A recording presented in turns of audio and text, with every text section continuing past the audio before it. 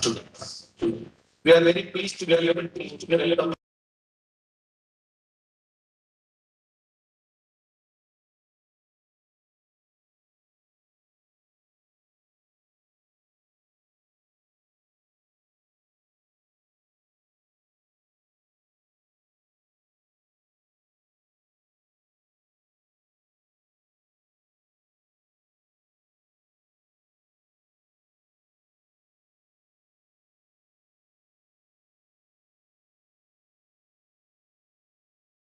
this occasion colorful and this event a success.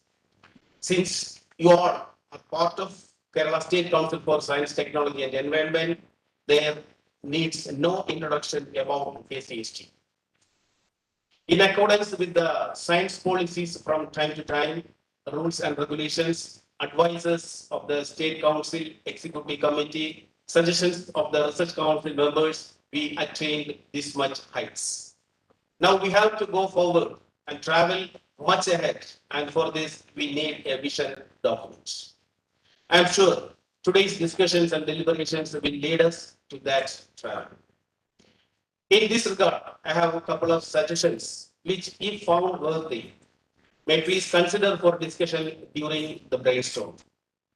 The very first one is to attach true academic programs with KCST in line with ACCR, Academic CSIR, thereby mandated to undertake high quality teaching and research in frontier areas of science and technology. We have expertise in biological, chemical, engineering, mathematical sciences, and many more areas. Apart from PhD programs, we can have integrated dual degree programs also, diploma courses, and even we can conduct certificate programs. The other one is surely to elevate all our R&D institutions to centers of excellence. With these suggestions, let me take charge of my duty of welcoming the gathering.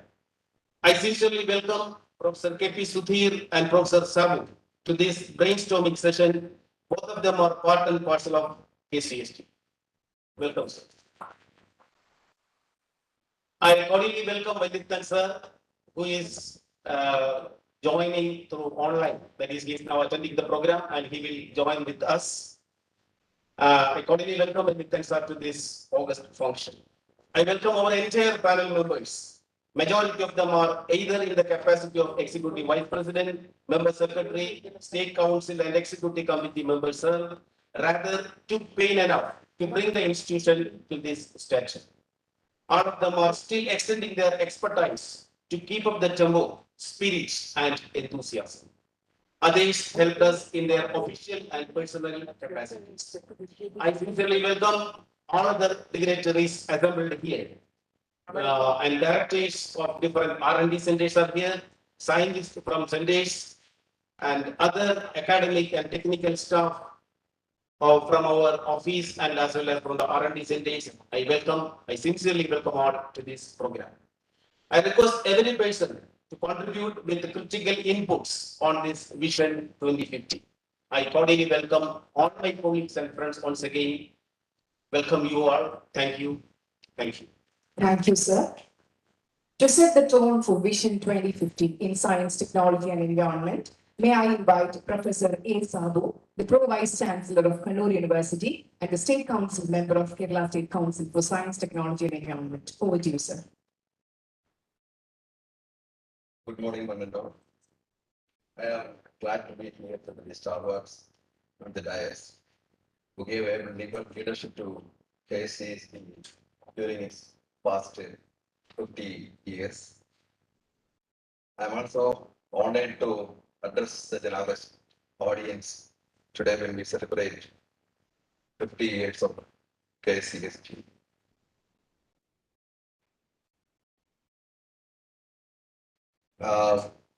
Professor V.K. Damodaran is here. He was leading the State Committee on Science, Technology and Environment, which later got transferred to Kerala State Council for Science, Technology and Environment.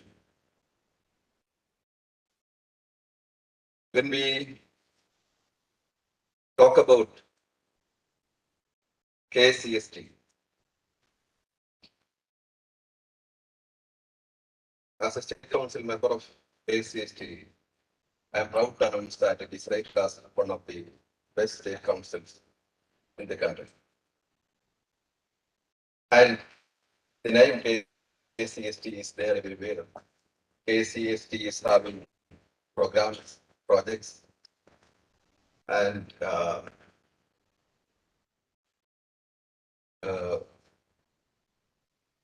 outreach programs starting from schools to reach universities and research institutions, other higher education institutions.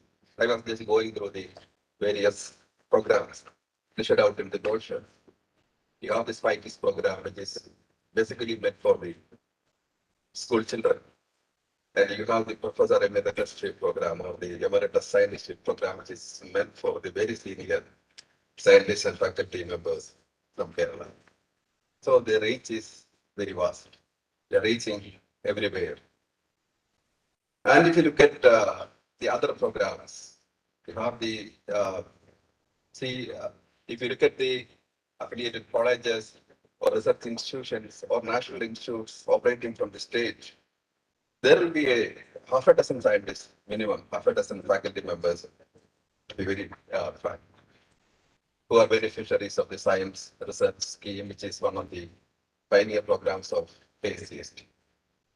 In addition to that, if you look at the Rural Innovators Program, the Rural Innovators Meet, the platform for promoting talents of the rural folk. And if you look at the Child Science Congress, if you look at the science popularization programs, so the 9K CSP is there everywhere in Kerala society. If you go for a review of the activities of KSCST, we have done a lot. We have a great time. And now we will be discussing where we need to go further.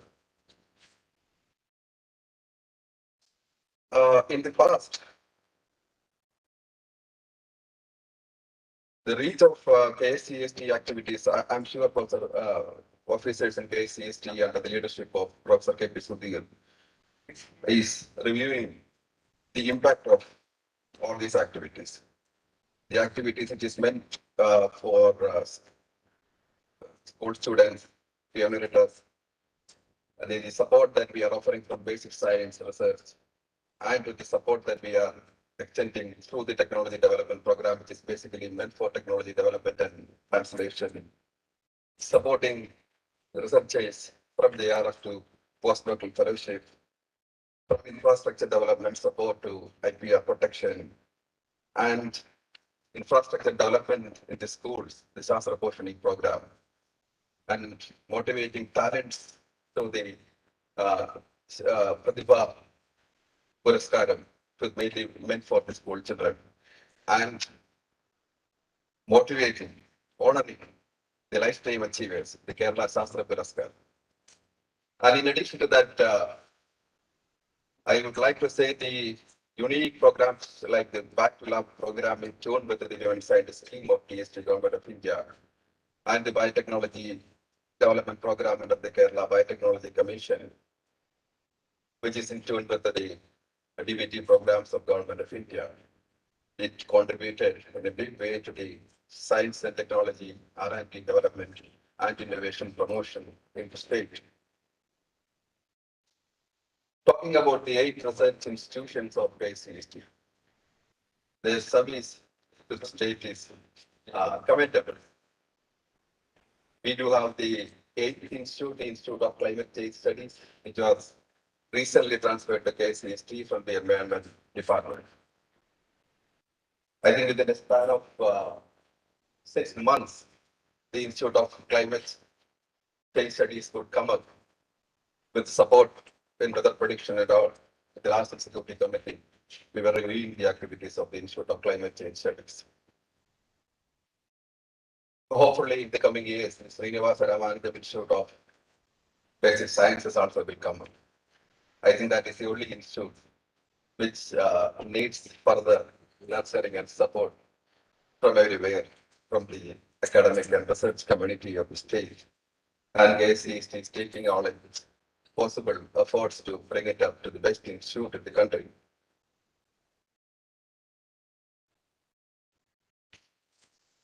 And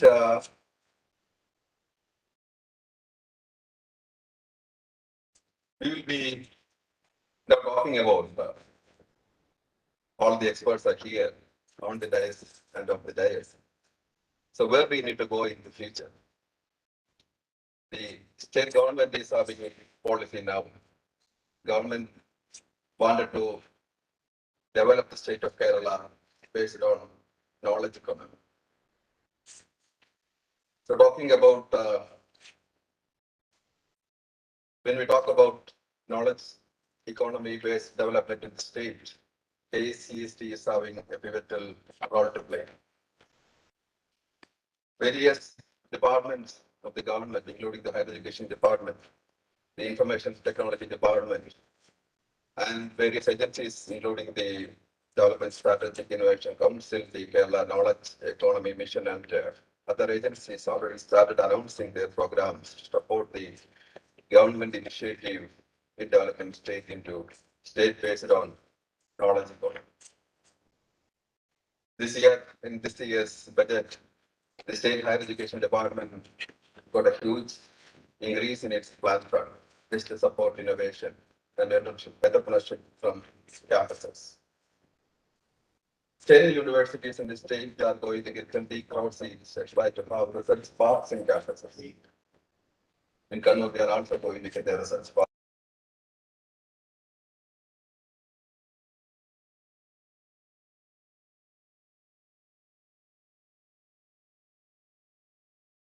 To study the research park, which is functioning the best manner in the country. So on their return, I'm sure the state higher education department will be focusing more on innovation, the culture of innovation and entrepreneurship. So this is an important aspect where I feel KCST also need to focus. In fact, the KCST with its state research institutions need to take a lead role in supporting innovations, which is proposed by other agencies and government departments. And talking about the programs that we are having at the moment, I gave a brief introduction about the various programs and activities of the SCAP. If we need to refine or revise any of these programs, we need to revise.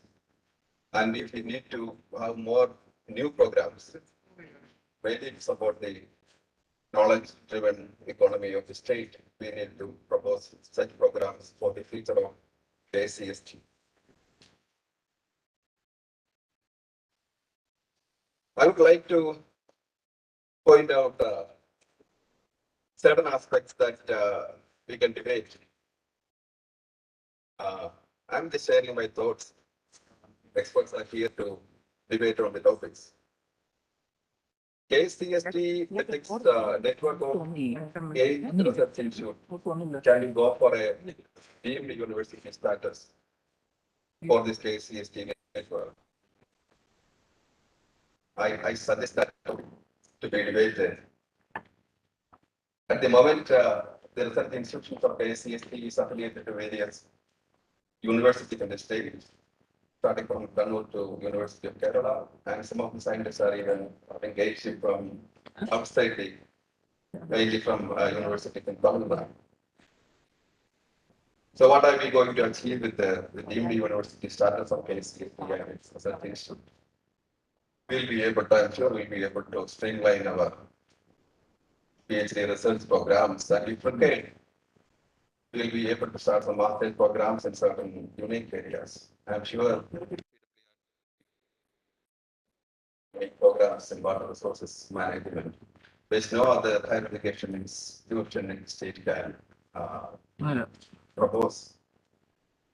So that is one aspect I would like to, that's one idea that I would like to share here for debate.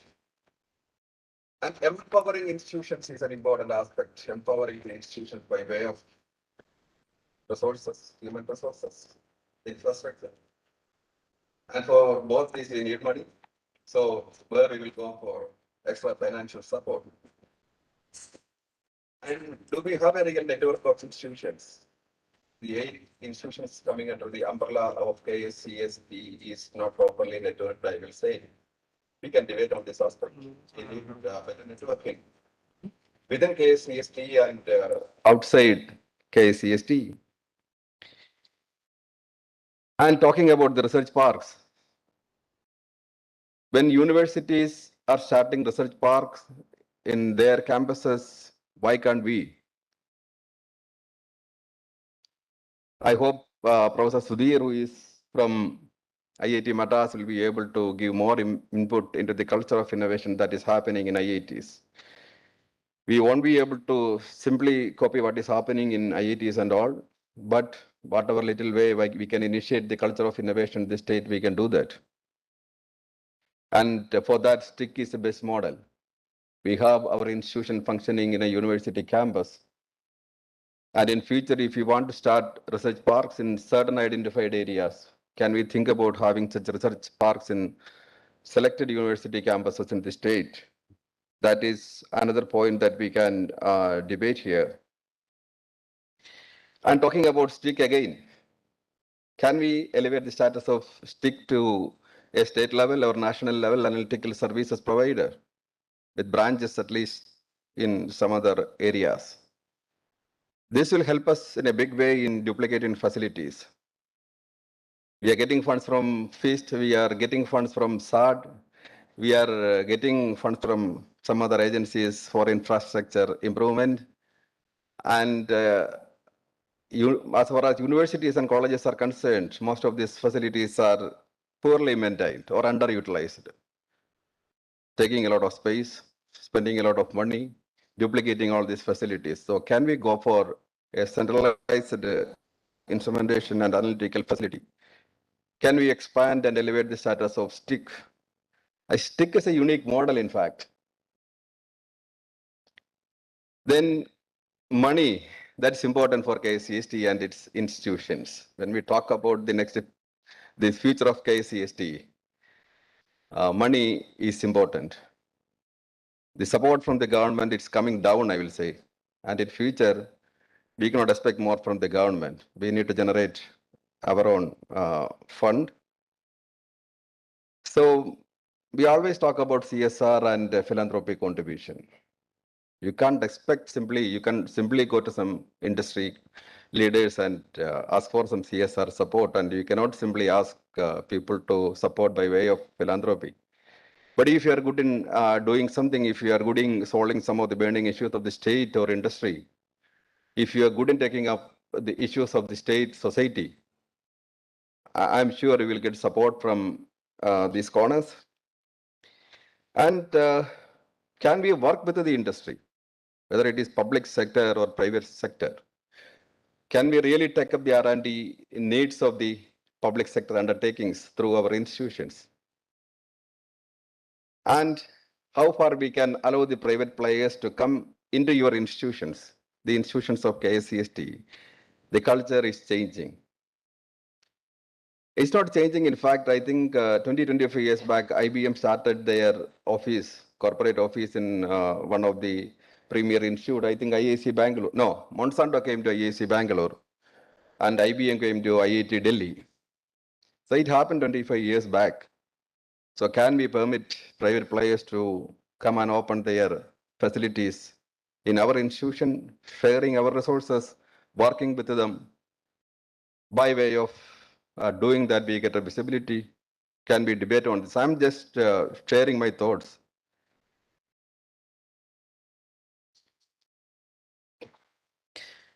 At the moment, KCST is having enough programs to motivate researchers in the state, whether they are in schools, colleges, or universities, or research institutes. We have enough programs to motivate. But there are certain pockets of excellence. Can we specifically identify these pockets of excellence and support them? So this is a question we need to interact we need to debate. Then in addition to this, mentoring the scientists or the institutions, it is an important aspect. It's happening in the state now, mentoring, but can we get the best people by way of instituting Kerala research professorship or KCST research chair in institutes, where we can invite the best people from outside the country or from outside the state. They can stay with us, they can give guidance, mentorship to the scientists or to the whole institution. Can we institute such chairs and state professorship in tune with the national professorship, which is given by UGC, DST and all. So can we think in that line, instituting such professorship or chair? Well, I'm sure the state will benefit if we get the right people, or if we can resort the best experts in the country or those who are working abroad.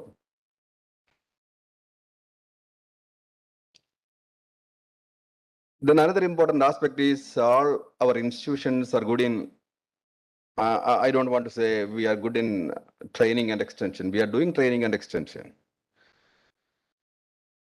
If you look at the programs of the Kerala Knowledge Economy Mission, they are looking for partners for upskilling programs. They are in touch with the universities and colleges, whether we can offer some certificate diploma programs so that the employability of the job seekers can be enhanced. So this is important aspect, training and extension. This is taking place in some of the institutions, but we need to focus more into training and extension, especially identifying the issues of the state of Kerala. We have a model in Kannur University. We have a small training center attached to the Department of Management Studies where we train the Kudumbasri women entrepreneurs. They come up with some of their very crude products sometimes very good products. So our team of faculty members and PhD scholars, they support them by way of labeling, branding, marketing strategies, even digital marketing. Kudumbasri people are getting trained for doing digital marketing. Just one example I was pointing out. Then talking about national and international level collaboration of KCST institutions, at the moment, we have collaborations to a certain limit, but we need to go beyond a particular limit.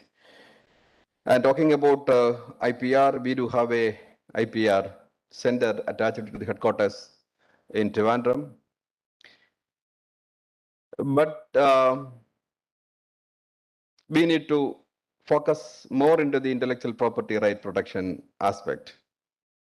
Of course, we are able to facilitate patenting or copyright registering process, but not in a big way. So we need to expand. We need to have a real point of contact. We need to have a facility where if a researcher is approaching you for seeking help to file a patent or register a design or want to go for a copyright. Money is again the villain over there.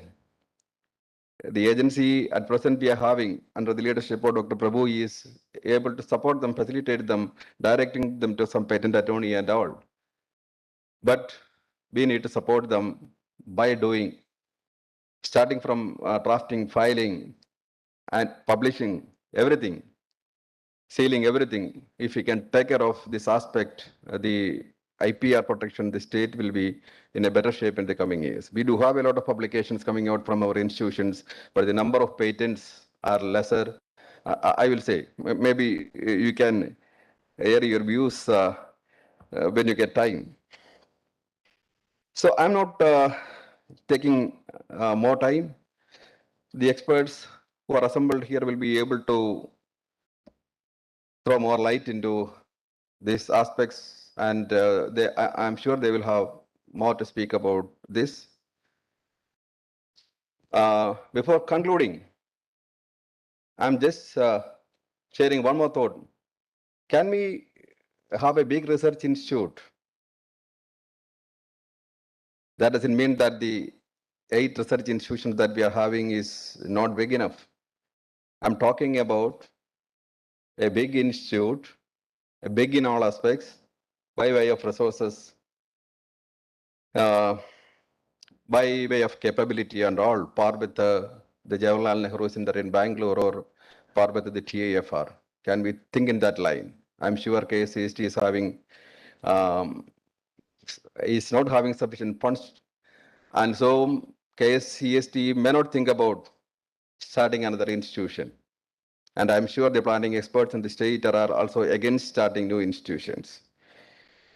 But my idea is starting such a big institution, attracting people from the best institutions across the globe, going for brain gain, bringing them back, giving mentorship to all other institutions, including our own 8 research institutions. Can we think in that line?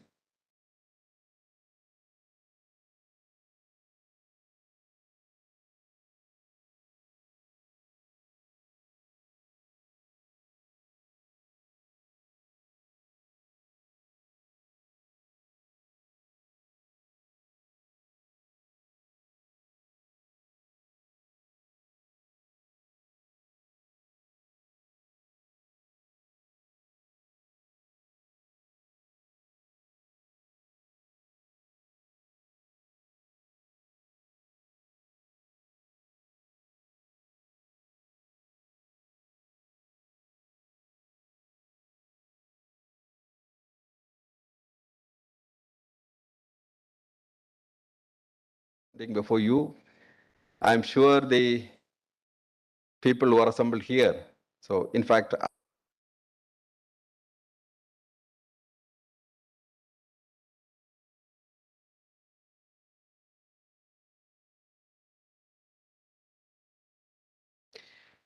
so thank you, Professor Sudhir and his team for giving me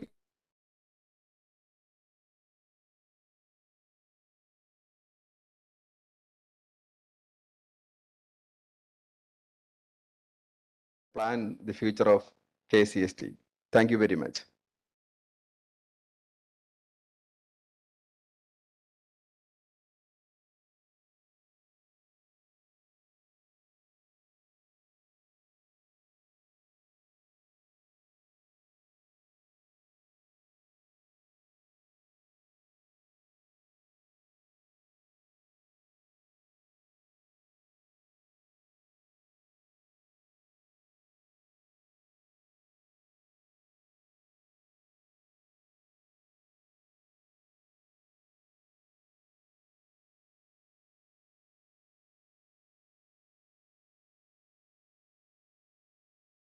Fiftieth anniversary celebration of the science and technology in the Kerala state.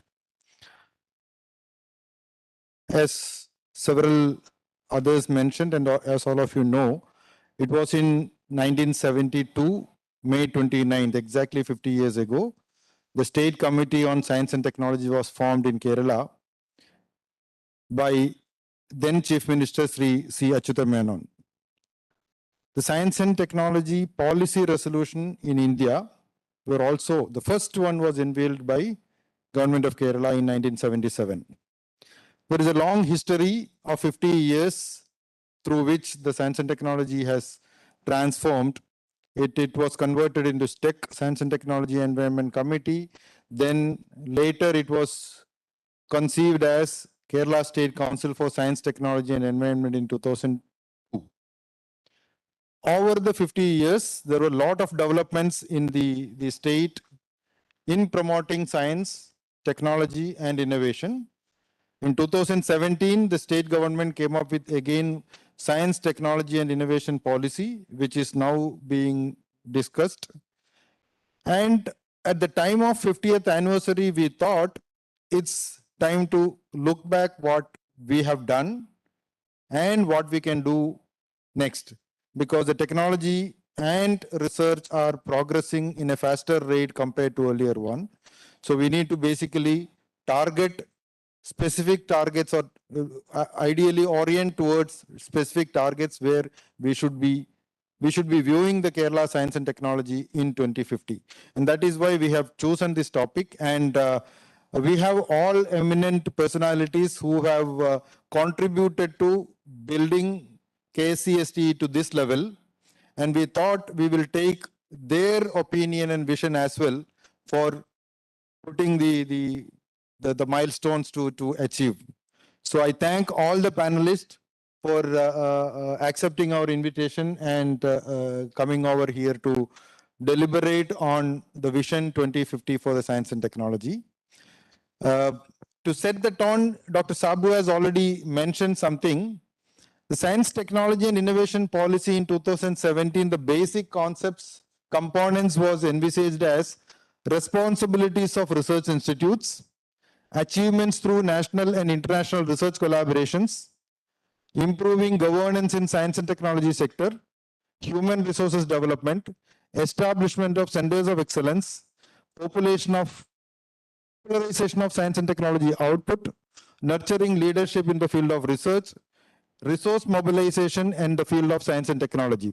These were some of the key points which was put forth in the science policy innovation, science technology policy innovation.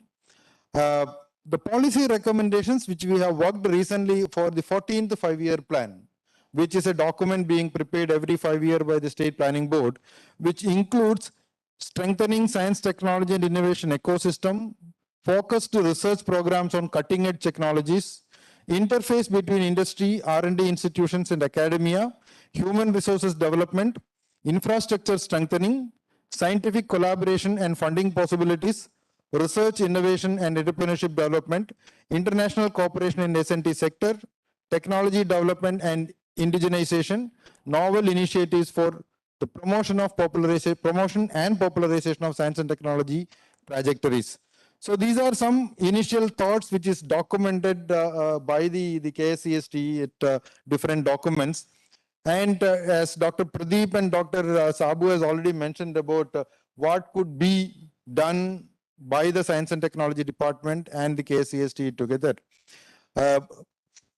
Popularly, or I'll summarize both of them before the actual deliberation start. Primarily, they envisioned an academic status for the KSCST and R&D institutions, which probably I agree with. And that is in the same lines of CSIR Academia, where they have started the academic program along with the R&D institutions as well. One more point which I need to mention here is academic industry relationship has to be strengthened.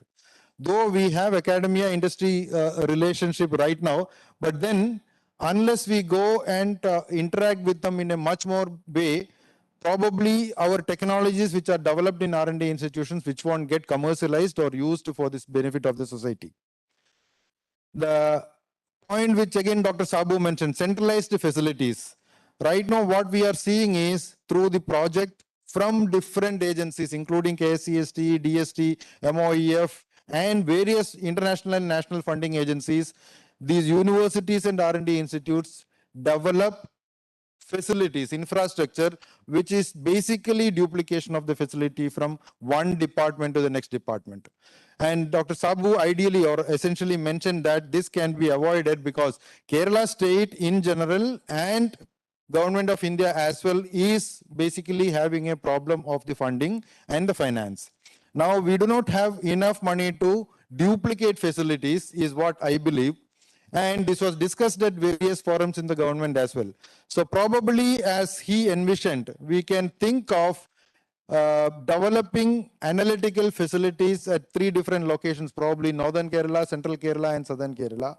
And elevate the STIC, which is one of the grant in aid institutes of the council, which is a tripartite project between Department of Science and Technology, Government of India, Kerala State through Council and the CUSAT, Cochin University, which caters to several requirements of the analytical experimental things which are being used by the research scholars across the country, I should say, and in particular the state. So some of these facilities have to be established by the government in general so that facility duplication and the investment duplication can be minimized.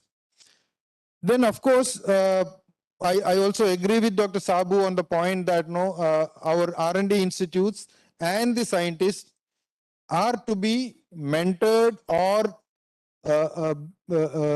guided by the eminent scholars across the country or across the world, where the schemes and programs have to be identified and developed. For this, I'm pretty sure that we would require additional crunch of money, but then we can always envision it and then develop it as a policy to the government and submit it to the government. Well, another aspect which Pradeep and Sabu mentioned, and which I also feel, is we need to develop institutions of super speciality. Now we have institutions at the fundamental level and the applied level, but then super specialty institutions are being nurtured across the globe at several countries, which takes care of specific applications of the science and technology to the policy as well as the social being. So in that connection, we can also plan or think of establishing such institutions in Kerala. And in that direction, I should say, government of Kerala has already announced establishment of science parks, which need not be the institutions, but then science parks are facilities which can be used by any researcher or any entrepreneur to develop his or her own ideas and link it with an industry to commercialize their Perfect, sir. We output. can see you. So the planning and the discussions for the science parks are being on. And as Dr. Sabu said, the vice chancellors and of the universities of Kerala are being invited to IIT Madras today for visiting the research park which was established by IIT Madras. And I hope with the deliberations and the output from their visit will be a value addition for establishing of the science parks in Kerala. Okay. So without taking much time, I'll request all the panelists to contribute to the best possible way to help KSCST grow further. And then the Vision 2050 to be established as a policy document that can be given to the government. We have a series of panelists here. So I would suggest the following for the information to the panelists. We will, Dr. Vallithan has joined from Mangalore to us online. So we will first invite him, followed by all others. And I'll call everybody by random so that there is no sequence being followed. And we request all of you to limit your suggestions or visions to first 10 minutes initially. Then we'll come back to you with additional remarks and other things.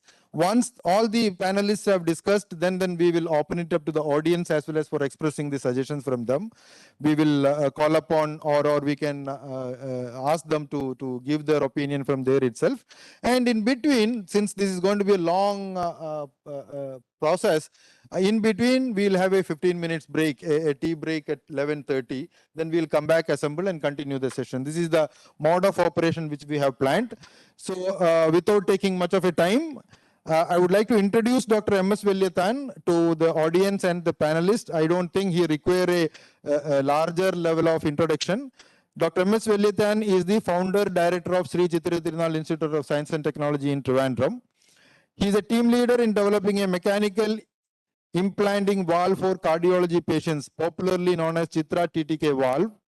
Officiated as the first vice chancellor of Manipal University. And he was also the first executive vice president of the KSCST. It is in his vision that KSCST has born, or the STEC has been translated into KSCST. He was the president of Indian National Science Academy. He is currently engaged in promoting research in basic science based on the Ayurvedic concepts and procedures. As a Homi Baba fellow, he carried out a study of Charaka Samhita, Shushrusha, and Vagbhada. So I think it's he has a long journey from starting from medical sciences to technological sciences, where he has linked medical science and technology together. And in his vision, only the Sri Chitra Institute was started in Trivandrum. So over to you, sir. Please offer your deliberations. Thank you, Mr. Chairman. Mr. Chairman. Can you hear me? Can you hear me? Can you hear me? Hello, can you hear me? Can you hear me? Can you hear me? Yes, sir.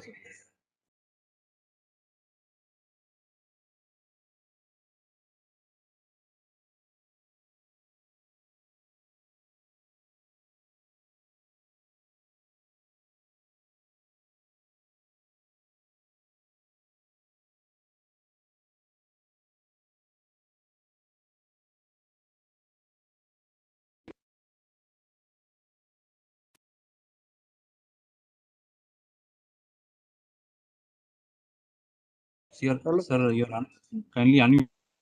Hello? Is it okay?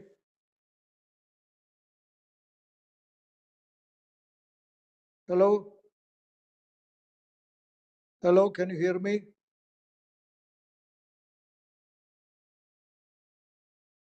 Hello? Hello?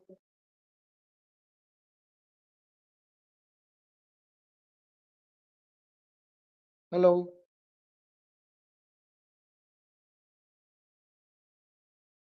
Hello? Hello? Hello? Can you hear? Yes, audible, perfect.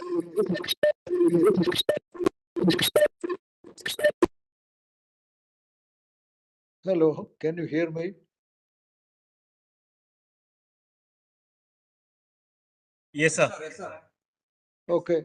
Uh, I hope you can hear me. I am very happy to take part in this Golden Jubilee seminar because I was very closely associated with STEC and later on with the Kerala State Council, as you heard from the chairman. When I came to Sri Chitra in 1974, STEC was the medium through which the state government established a series of institutions. As you know, several states in India have Science and Technology Council, but Kerala State Council is different because they have institutions working under them. This is not the case in most other states. They are grant-giving agencies, they promote conferences, etc., but there are no institutions run by them. This was the vision of the Achyutam government.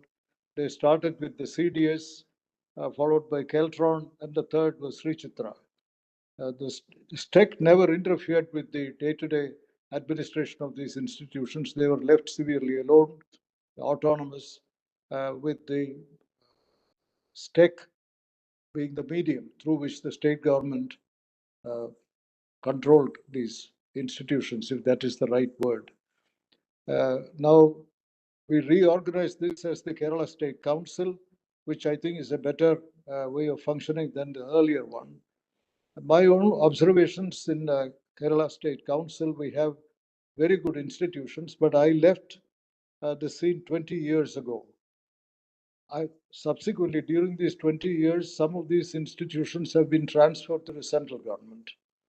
I know state government has made efforts to transfer more institutions to the central government. In fact, in my presence, only one chief minister mentioned in a public meeting that state government will be happy to transfer more institutions to the central government. Because all the benefits remain here, the cost goes to the central government. Now, I am not very sure what is the policy on this, because Kerala State STEC was established, and these institutions were supposed to address Kerala's specific problems. That is the priority. Whether it was, they were not random institutions at all. To study the Kerala pattern of development, where Kerala was in the bottom 10% of state development index at that time, early 70s. At the same time, the health and educational indicators, Kerala was very much advanced. Here was a paradox. Now, this is what CDS investigated. Finally, they honed in on the education of women, etc., which drew worldwide attention. Keltron was supposed to develop electronics as an industry to find jobs for educated Malayalis. like this. And Sri Chitra was supposed to provide super specialties in medicine at the same time to make this accessible to people to develop appropriate technology. So like that, every institution, they started with a specific aim, Kerala specific. Now, I think that principle is still very important. There are many issues, for example, diseases affecting shrimp, for example, diseases affecting pepper. These are all Kerala specific, our spices, very important part of our economy. Now, that investigation can only be done by in Kerala by our scientists. It cannot draw the same attention from the central government. Now, that those Kerala specific problems should form the priority. I think even if you have only 5 institutions or 10 institutions, this should be at least 50% of the emphasis should go for Kerala specific issues. Then there are other issues of all India national, of which Kerala has a very important role. For example, take for example climate change, subject we are discussing all the time now. Climate change is a very important issue, all India issue, global issue for that matter. But it has its Kerala manifestation. For example, our sea erosion. It is happening all the time, coastal erosion. It may have very serious implications for our future. Now, if that is going to happen, should we study the sea erosion problem or landslides, issues like that? Now, these are all India issues or global issues with serious local. Now, that should receive attention. That's the second. Now, the least important for us will be global issues. For example, does climate change have any effect on health? Now, an issue like that, it is a global issue. Nobody has the answers. And it will be difficult for Kerala alone to do anything. But in that third category, which I will put it as third priority, our importance is there may be a Kerala scientist who has got a brilliant idea on this, an issue like uh, climate change and its effect on health, on the incidence of periodicity of epidemics. Suppose he has got a brilliant idea. Now we should be able to identify that, spot that person and promote him, get him all India support, send him abroad if necessary, that kind of thing. So really, global issues, if there is a brilliant person, we should be able to, the council should be able to spot him and encourage him. I think this kind of a, if we don't do this, we should look at the performance of the institutions we have, what they have done in the last 10 or 15 years, how much has it benefited Kerala, what problems have been solved. This attempt, I don't know whether it is being made. Then this emphasis part, I come to it again and again because I find this is lost in many instances. We take issues which uh, are not, in fact, when I was in the Kerala State Council chairman, I won't mention any names of institutions. I can remember problems which are, for example, take breast cancer or brain tumor, things like that. These are being investigated all over the world by very large institutions. Here we set up a department with just 2 scientists to work on issues like this. Now, these are meaningless. We are simply wasting money. So, therefore, that picking the problems that we work on, the kind of resources we invest in those, I think we have to be critical, at the same time encouraging promise. So this is one of the things I feel very strongly that we should do. That is the Kerala specific problems, all India problems with Kerala implications, and truly global issues where we have to spot the talent. I think that is where we should invest our resources. If we do that, I think we can produce good results. I'm convinced. Whether it is Chitra Center developing a valve or anything else, because there was, I heard part of the discussion on equipment sharing. Now, Chitra Center, for example, developing a heart valve, this is in 1970s I'm talking about. We had no laboratories in Kerala to do many of the things that are necessary for a heart valve. But that didn't stop us. We went to Bangalore, we went to Pune, we went to Coimbatore, all sorts of institutions. We went there and they were all cooperative. When the problem is told that we are not a profit-making institution, we are working on a problem of very great importance to human health. All of them were cooperative. So I feel that equipment sharing is essential. We should not insist on every department having all the equipment. If Sri Chitra insisted on having all these facilities within their own building, the Hartwell would have been impossible. I think that I would stop my 10 minutes. I appreciate very much for this opportunity to speak before this August gathering. Thank you.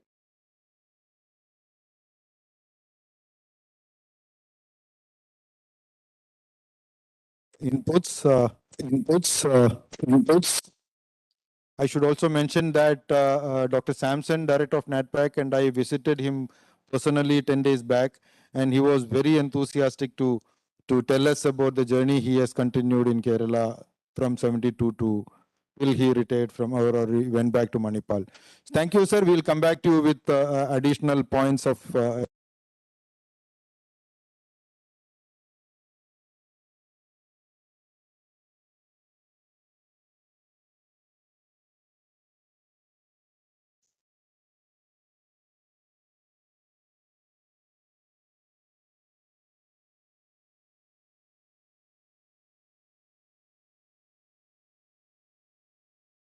center and also officiated at various capacities in ISRO as chairman, Rocket Propulsion Board, program director, Auxiliary Propulsion System Unit, director, Liquid Propulsion Project, etc. He was secretary position in the Department of Ocean Development, chairman of the Board of Governors of Indian Institute of Technology, Madras, and he was also executive vice president of KSCST during 2005 to 2007. Sir, I request you to offer your suggestions. Yeah. Thank you.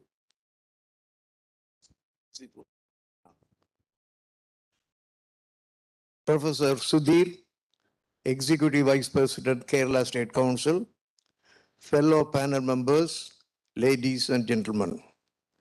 Good morning and greetings to you all. I thank the organizers for this opportunity given to me. I recall that my association with Kerala State Council was for a brief period from January 2005 till February 2007. Lately, particularly after the COVID-19, I lead a peaceful retired life at my home in Trivandrum. Today, I would like to briefly address some of the suggested topics for discussion received from the office of the EVP. As we all know, all across our nation, several institutions like Kerala State Council are functioning at state level and central level for quite some years.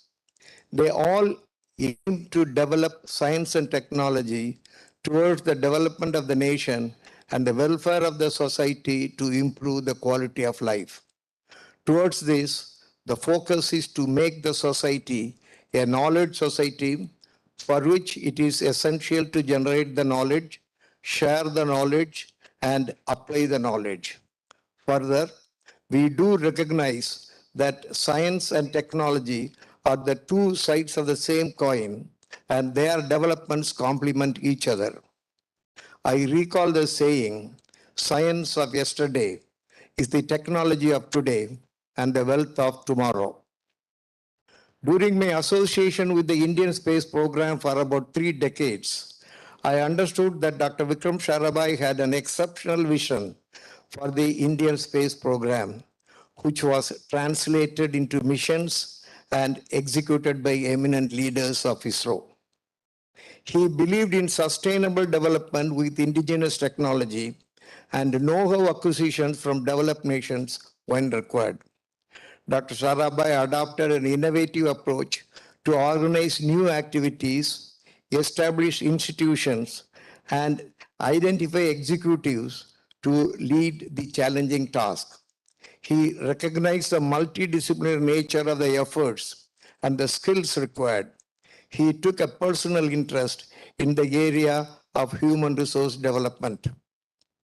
We all recognize that R&D is multidisciplinary and multi-institutional. For success, it must be program-oriented with focus, scope, action plan, target, schedule, and so on. Many times, it is a team effort rather than individualistic.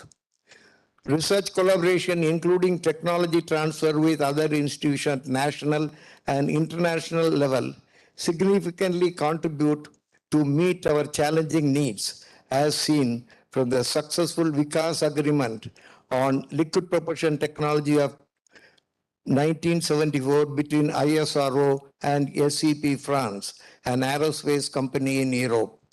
This collaboration has significantly contributed to the development of liquid propulsion stages for the PSLV and GSLV launch vehicles in India. We are aware that Kerala State Council has several R&D institutions with specific goals. The success and achievements of the Kerala State Council are obviously due to the performance of these institutions.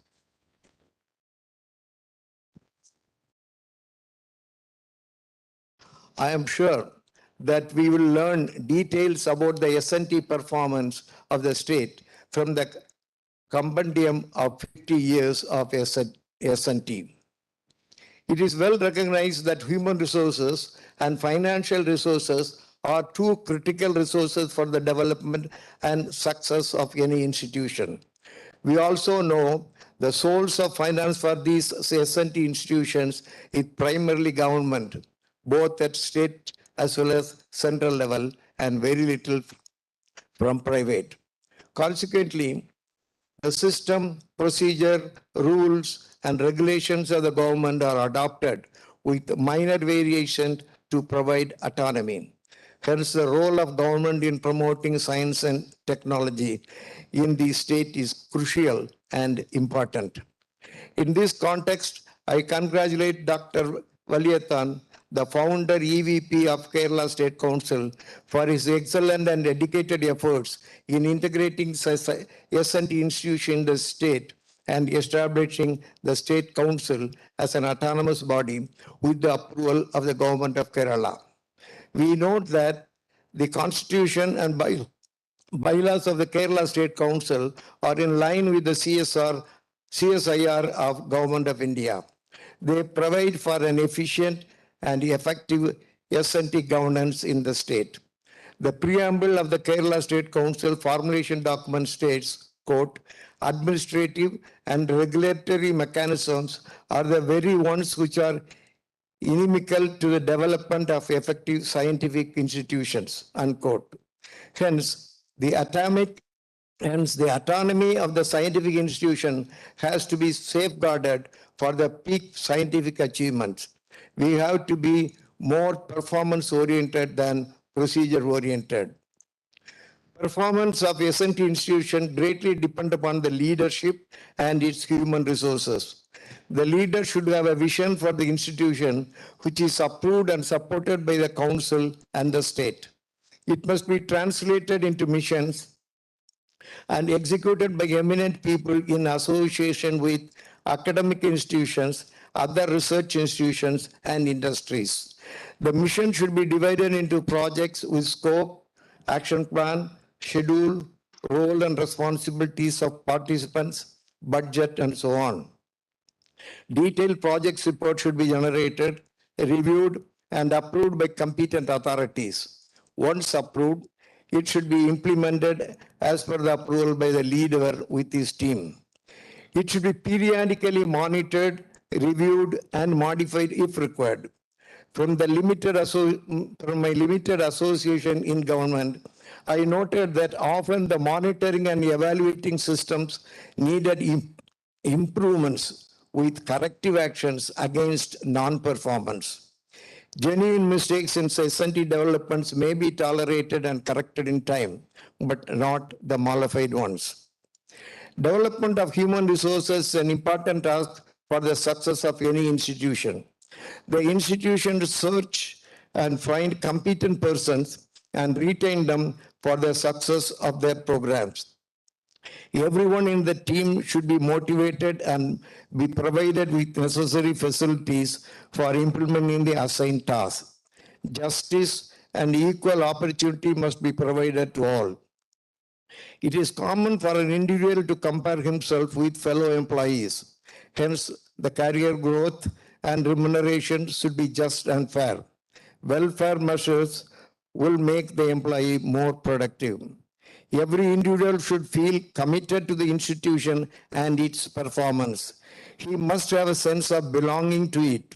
In this context, some concern is raised on the merit of employing people on deputation because their career growth is elsewhere in a different institution. Next, I would like to conclude by addressing innovation briefly, which is yet another major factor in contributing to the development of the nation and the welfare of the society. Innovation, in simple words, is doing new and non-existing things, or doing existing things through new and non-existing means. The leadership of an institution appreciate the merits of innovative approach in developments and try to avoid beaten tracks in new initiatives. It should be bold to take decisions on merit. Decisions should be based on performance and not on rules and procedures. Deviations in procedures, if necessary, should be implemented with due approval of competent authorities. As we know, ocean has about 94% of the global water, but it is not fit for domestic, industrial, and agricultural uses because of about 4% of dissolved salt in it. Desalination is the process of removing salts, other minerals, and contaminants from seawater and is an increasingly common solution to obtain fresh water. In 2014, the Institute for Globally Transformative Technology at Lawrence Berkeley National Lab, California, USA, published 50 breakthroughs, critical scientific and technological advances needed for sustainable global development.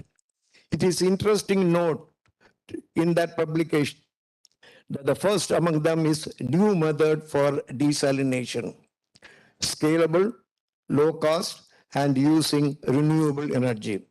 The publication further pointed out that water scarcity is one of the most critical problems the world is facing today, and the problem is likely to get significantly worse in the coming years. Therefore, challenge now is to evolve an innovative process, system, and technology to desalinate a portion of the available huge quantities of saline water from the ocean, utilizing the renewable solar energy. Let us shift our wisdom from words to wisdom in action. Thank you.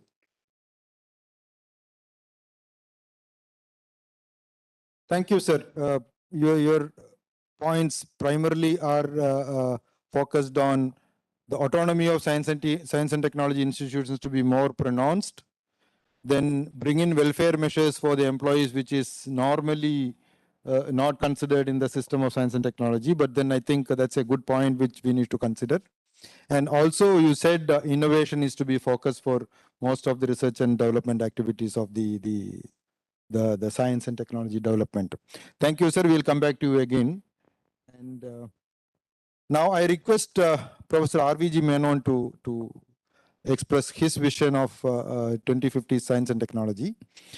Professor RVG Menon is a renowned writer and popular people science activist in Kerala. He has a PhD from Purdue University, USA in solar energy, and his core area of interest is renewable energy technologies. He was the former director of UNERT and also the former president of Kerala Shastra Sahitya Parishad. He, I guess, retired as a principal of Government College of Engineering, Kannur.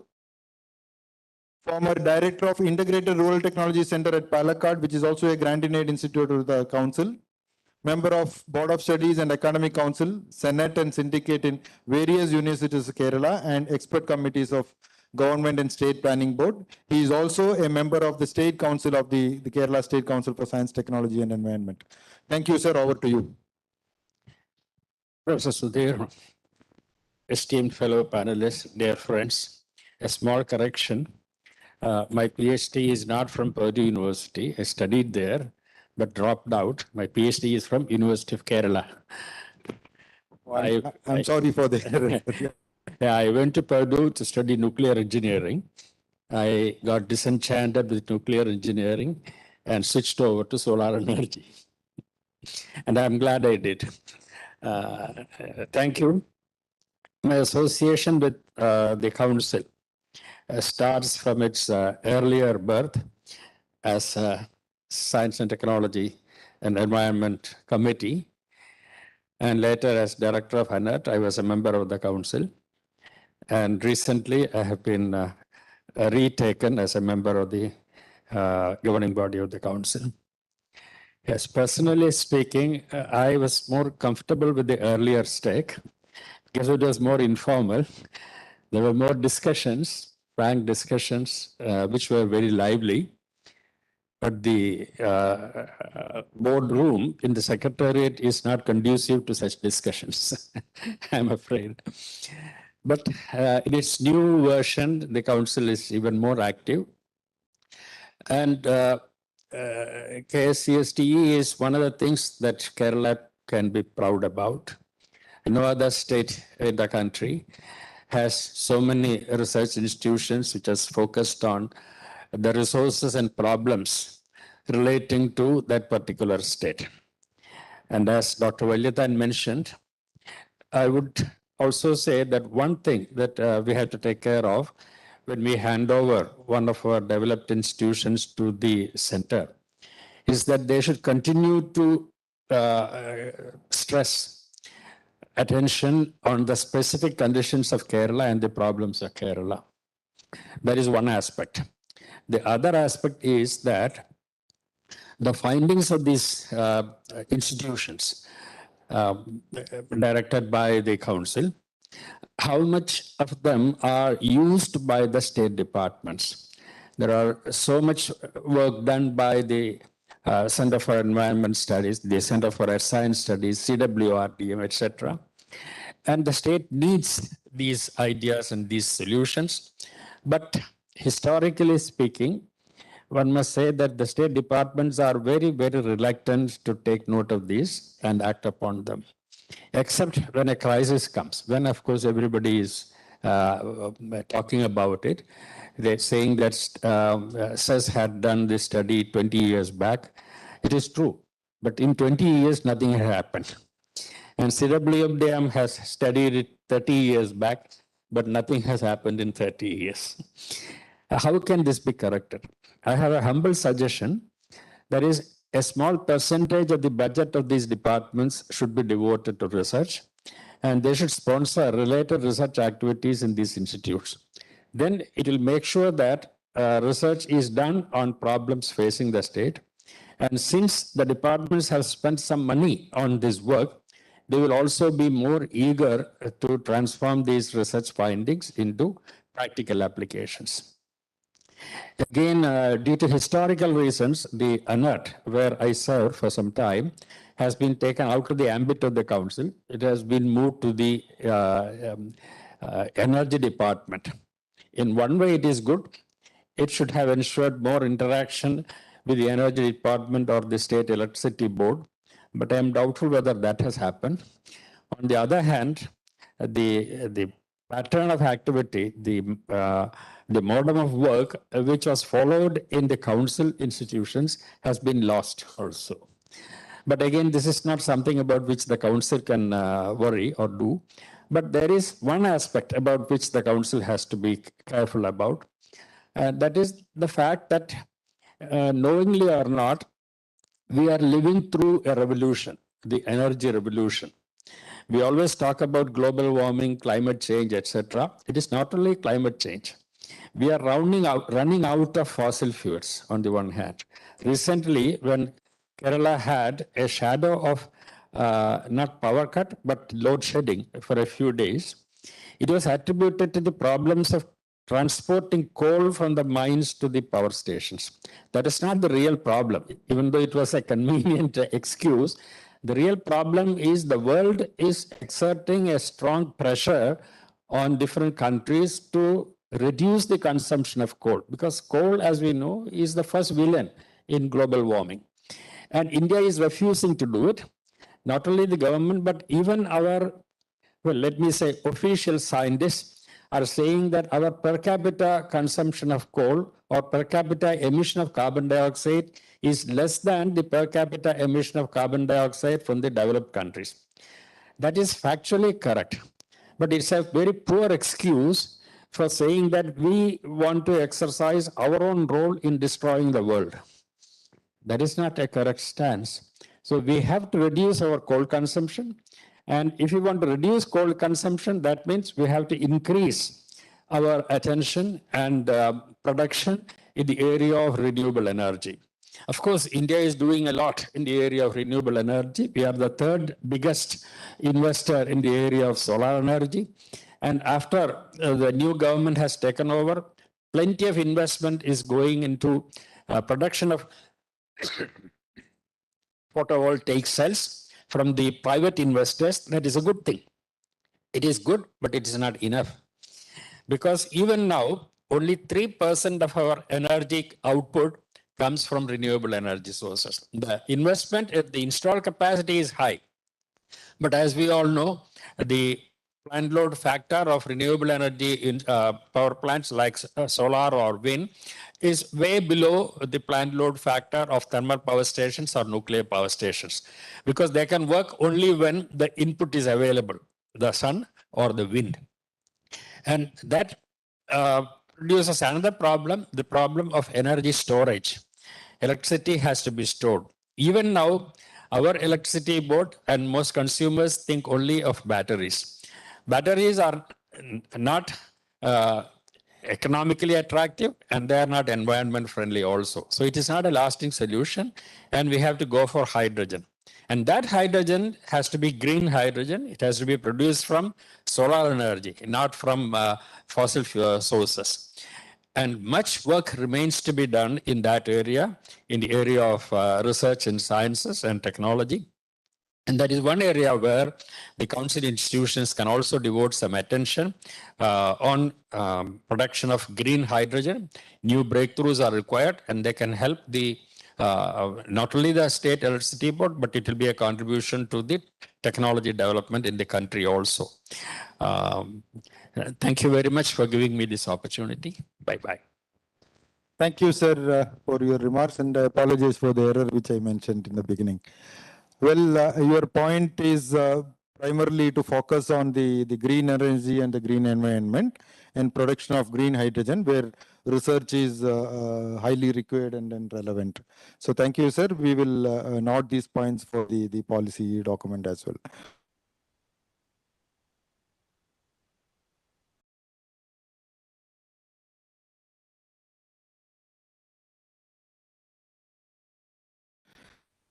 So now, science, technology, and environment in Kerala. He served Kerala government as founder director of Energy Management Center and secretary, founder director and additional secretary to government of Science and Technology and Environment Department from 1984 to 95. He was also the founder controller of Rajiv Gandhi Center for Biotechnology. Served in several centers and committees nationally and internationally, recipient of several accolades, including Lifetime Achievement Award for contributions for promotion of renewable energy by the government of Kerala in 2019. Thank you, sir, and I welcome you. Okay. I was thinking of commenting later. Anyhow, having asked, I'll start straight away. I will look at the topic that is given today of looking at science and technology in Kerala by 2050. That means we had actually science and technology promotion for about half a century by now, today, and we are looking at a quarter century ahead. So what are we going to do with science and technology for Kerala in the next quarter century? For that, we should actually, I'll put myself first into the place of a carpenter. If I want to mold something, a furniture or a piece of structure, I have to have some material to work on that is actually wood. Like this, here for science and technology, what is our material? That material is the youth of Kerala, most of them in the schools and some of them in the colleges.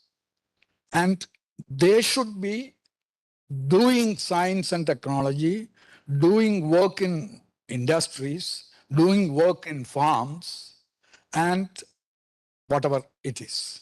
They may be doing trade, they may be doing banking, they may be doing whatever it is.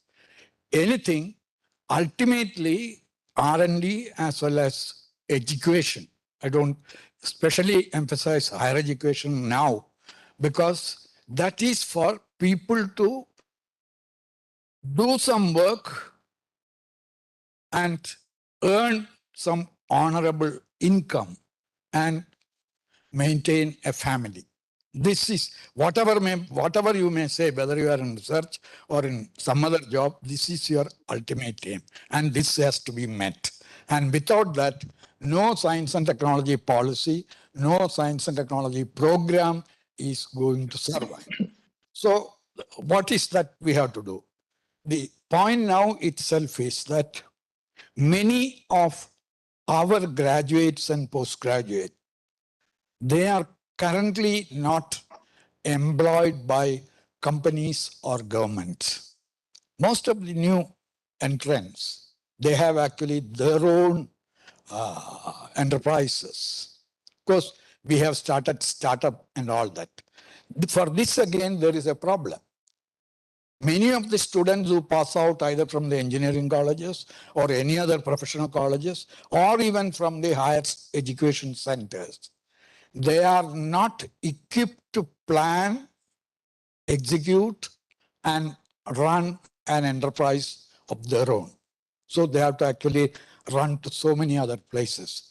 The substance basically is that the beginning of this century in USA, they conducted a survey among the engineering graduates because in the Stanford University, they found out that the percentage of admission for engineering and technology is actually coming down from the normal conventional average level of around 10%, 11%. It was coming down to around 4 to 5%. When they surveyed, the survey of past graduates, some of them who are studying, the relatives of these people and general public, the outcome was that people lost interest in engineering studies because when they get a job, they have an assignment, they have a problem given by the employer or the government, and they have to solve it. And they felt that they never had the experience of solving these things.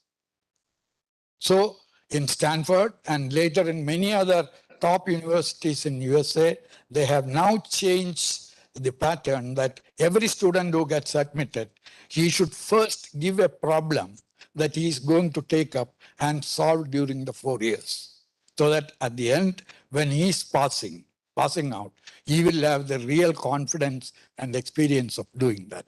Why I say is that our science and technologies policy for the next quarter century is, the job will actually start with how we plan our secondary school education and higher education.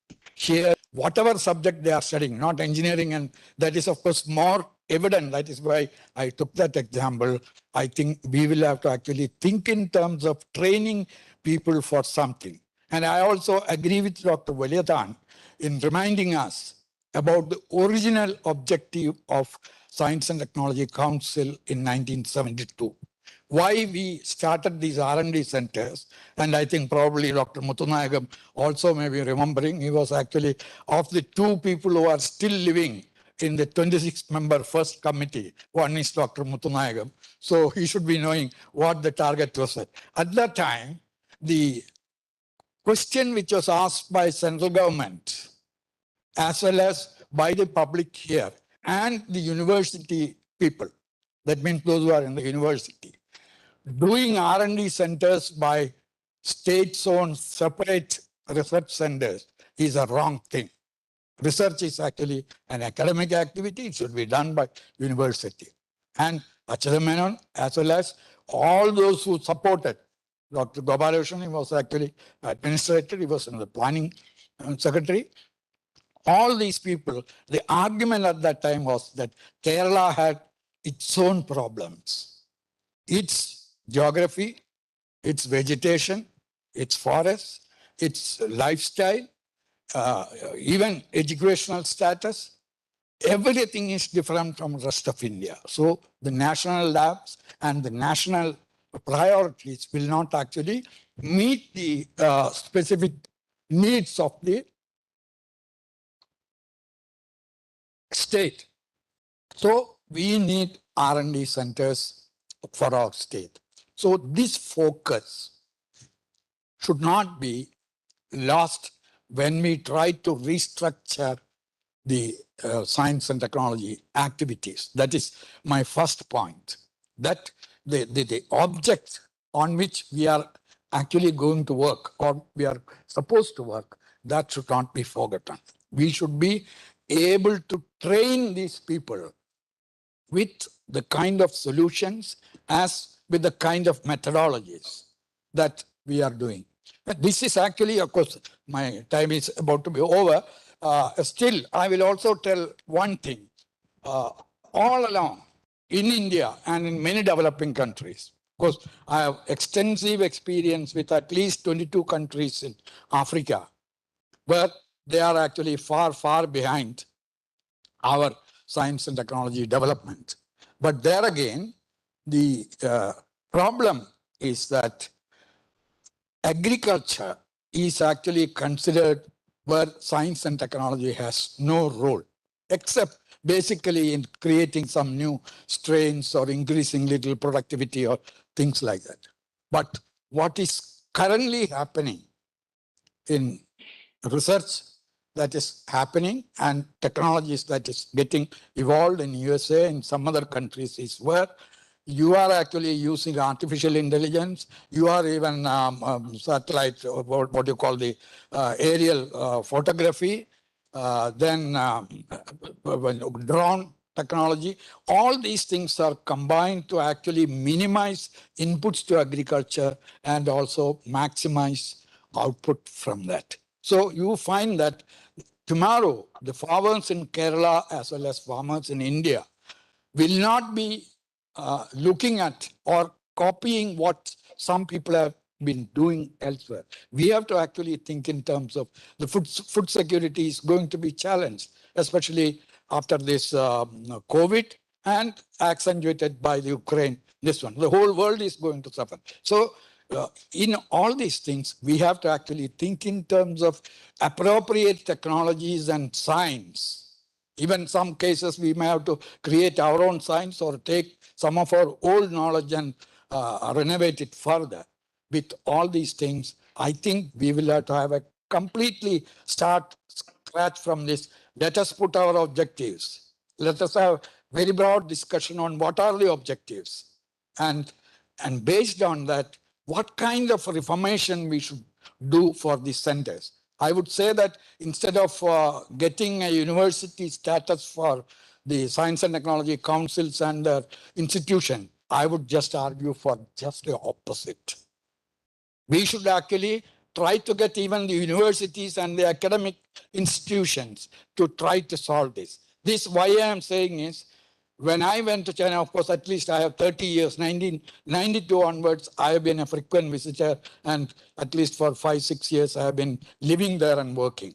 I have been closely watching the educations there, industrial progress there, rural development, everything. And those days, I was actually surprised to see some of the universities there. Those days, there was no English words, everything Chinese. I'll ask somebody and find out what is this. Then they say this is a university with such and such. And that is on a practical subject. One university which I saw was actually instrumentation university. I was actually shocked. What is this instrumentation university? Because university, we think that it should have all the arts and all the science.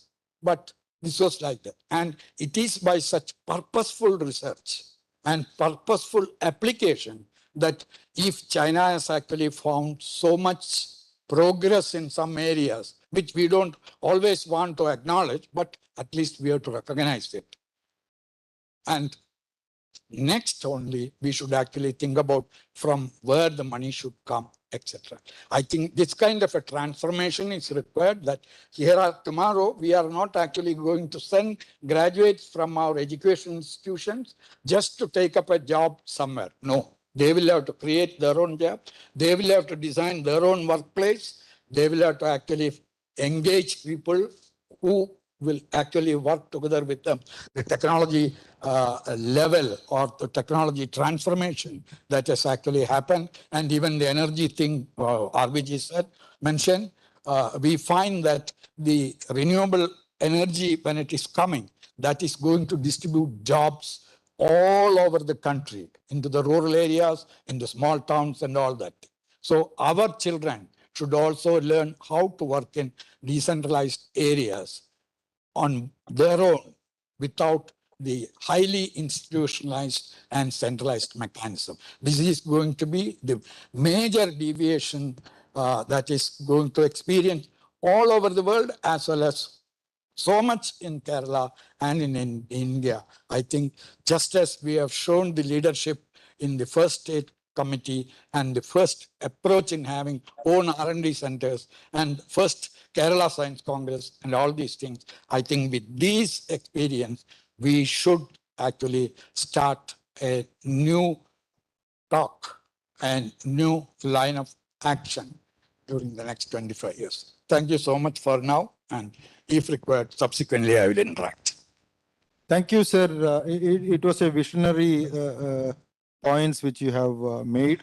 So primarily, your point was to improve the skill development of the students who are graduating from colleges and schools, so that our human resources can be strengthened. And educational system should focus on imparting skills to develop leadership qualities. And we should focus our research on developing appropriate technologies for finding solutions to the local problems. Thank you, sir. And I think it's now 11:30. The organizers have requested me to go for a break. So we will break for 15 minutes, and I request all of you to assemble back at 11:45 sharp here, so that we will continue with the other panelist discussions as well.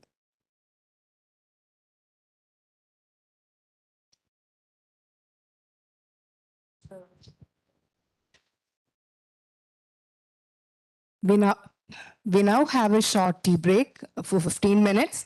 Tea is arranged in the restaurant just outside this hall. I request all to resume back at sharp 11:45 to continue with the session. Thank you.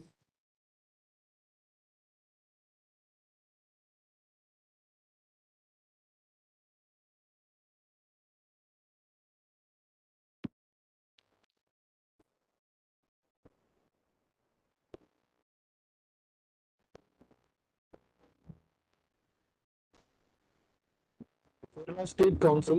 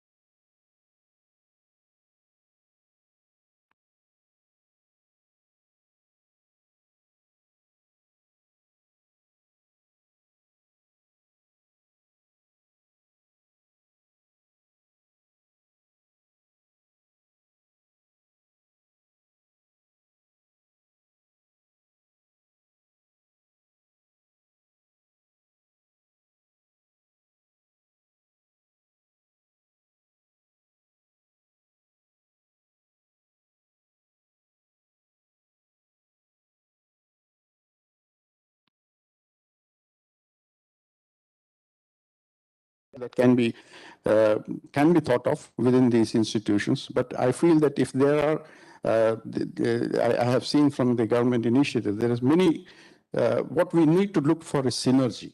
And so that synergy can be brought about best if each institute defines each organization defines what its role is, and then combines together to see what the holistic, look at a holistic view of what needs to be done for the state. I think many of the speakers before me had already outlined this very well.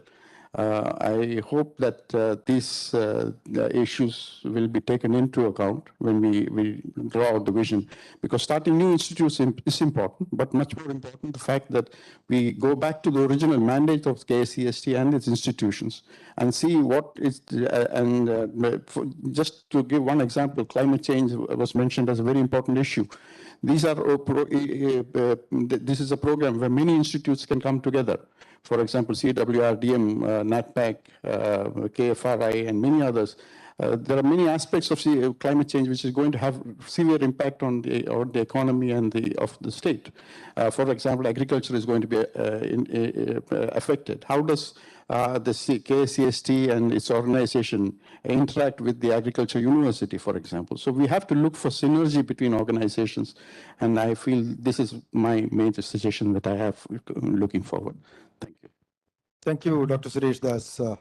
It was good points which you have raised. I agree with you that we need to have a self-introspection about the goals and activities of our R&D centers, which was originally envisioned, whether we are going on the same lines or not. And as you rightly said, funding well for development is an issue and not an issue when we have right kind of problems posed and approaching the government. The other point you mentioned is we should have linkages with the central institutions in Kerala. That is one of the points which is lacking in our system now. Interinstitutional collaboration is much less, so which we need to promote on a much larger scale. Thank you very much. Now I request Dr. E.P. Yashodharan to offer his comments. He was a deputy chief of the UN Special Commission for Iraq.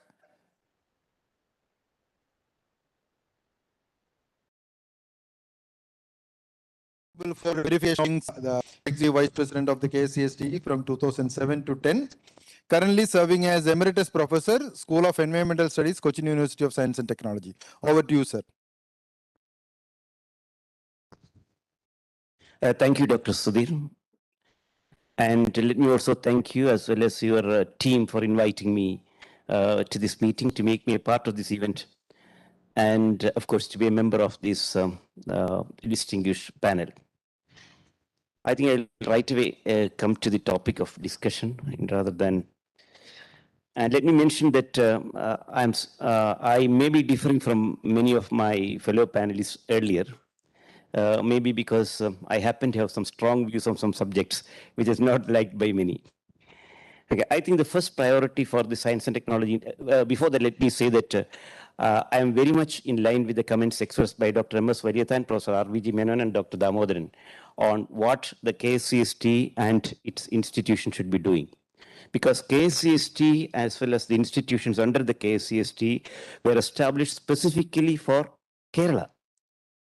They were intended for assisting and accelerating the development of the state of Kerala, because at the national level, we have hundreds of institutions under different departments. There is no point in just adding just one more institution, one more small institution from Kerala there, and then doing nothing. Because when the state of government, the people of Kerala, when we have a specific problem, there has to be an institution where we can right away go with authority. And that's exactly the purpose for which these institutions were established. And I think certainly we should continue in that direction only. I have a few more comments in that respect later on. And coming to the research focus of the institutions, according to me, the first priority should be enhancement in the production of food. Because food is going to be the real problem in future. That's a universal problem. World over, food production is coming down. The number of mouths to be fed is increasing. Fertility of the land is coming down universally because of climate change and other factors. Water scarcity is there. But even more important is the number of people who choose agriculture and food production as a profession is coming down. So certainly in this respect, science and technology has to do something seriously to increase the production, productivity, quality, and quantity of the food material we need. And just imagine the current statement by the union government says that they are going to allow mixing of alcohol in petrol. Now think of its consequences. Maybe your alcohol may become little, your petrol may become little cheaper. But beyond that, that means all the starch-containing food materials, maybe rice, maybe wheat, barley, corn, whatever it is, they are all going to be used in priority for the production of alcohol. Alcohol to be mixed with petrol because that is much more lucrative. Economically, that will be much more attractive for the farmers. We cannot blame the farmers, but then government should have a clear-cut policy on that. And certainly food production for the purpose of food, for the purpose of eating, for the purpose of sustaining our life is going to be a real problem in the future. So I think that should be a priority, especially for the state of Kerala, where more than 75% of our food is coming from outside the state. KSCST, I think, has an important role to play there. And another subject is the health sector. Anyway, I don't want to comment too much on that because there's some reference to that. But one thing, let me tell you, we have always been claiming that we are in the forefront of healthcare as far as, as far as country is concerned, may be true. But that's not what we should aim at because we are aspiring to be at par with the developed world. That means we have to travel a lot. Much more research has to go in because unfortunately in the science, in the medical field, the content of innovation is relatively less. And we cannot blame anybody because the medical doctors, the people who are expected to do innovation there, unfortunately they are too busy, they are too stressed. But that's a policy decision to be taken at some other level. But certainly more research has to go into the healthcare system, maybe medicines, maybe the diagnostic techniques, whatever. And details are to be worked out by the experts.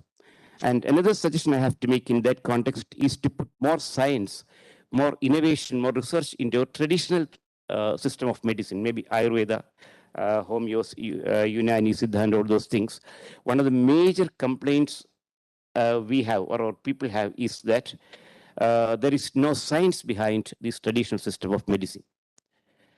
Maybe the data may be less, but certainly there is a science. But I think more research needs to be put into that, and that should be another priority for the science and technology of the state. And climate change studies, it has already been mentioned by many of the panelists earlier, so I don't want to comment on that. Certainly, we have to have a very extensive study on climate change. Climate change, we cannot do anything. Mitigation of climate change is an impossibility. We cannot do that. But we can have innovation, and we have to try to do something about mitigating the impact of climate change on maybe on our food items, maybe our healthcare sector, maybe our biodiversity. So many aspects of our day-to-day life is severely affected and is going to be affected by climate change.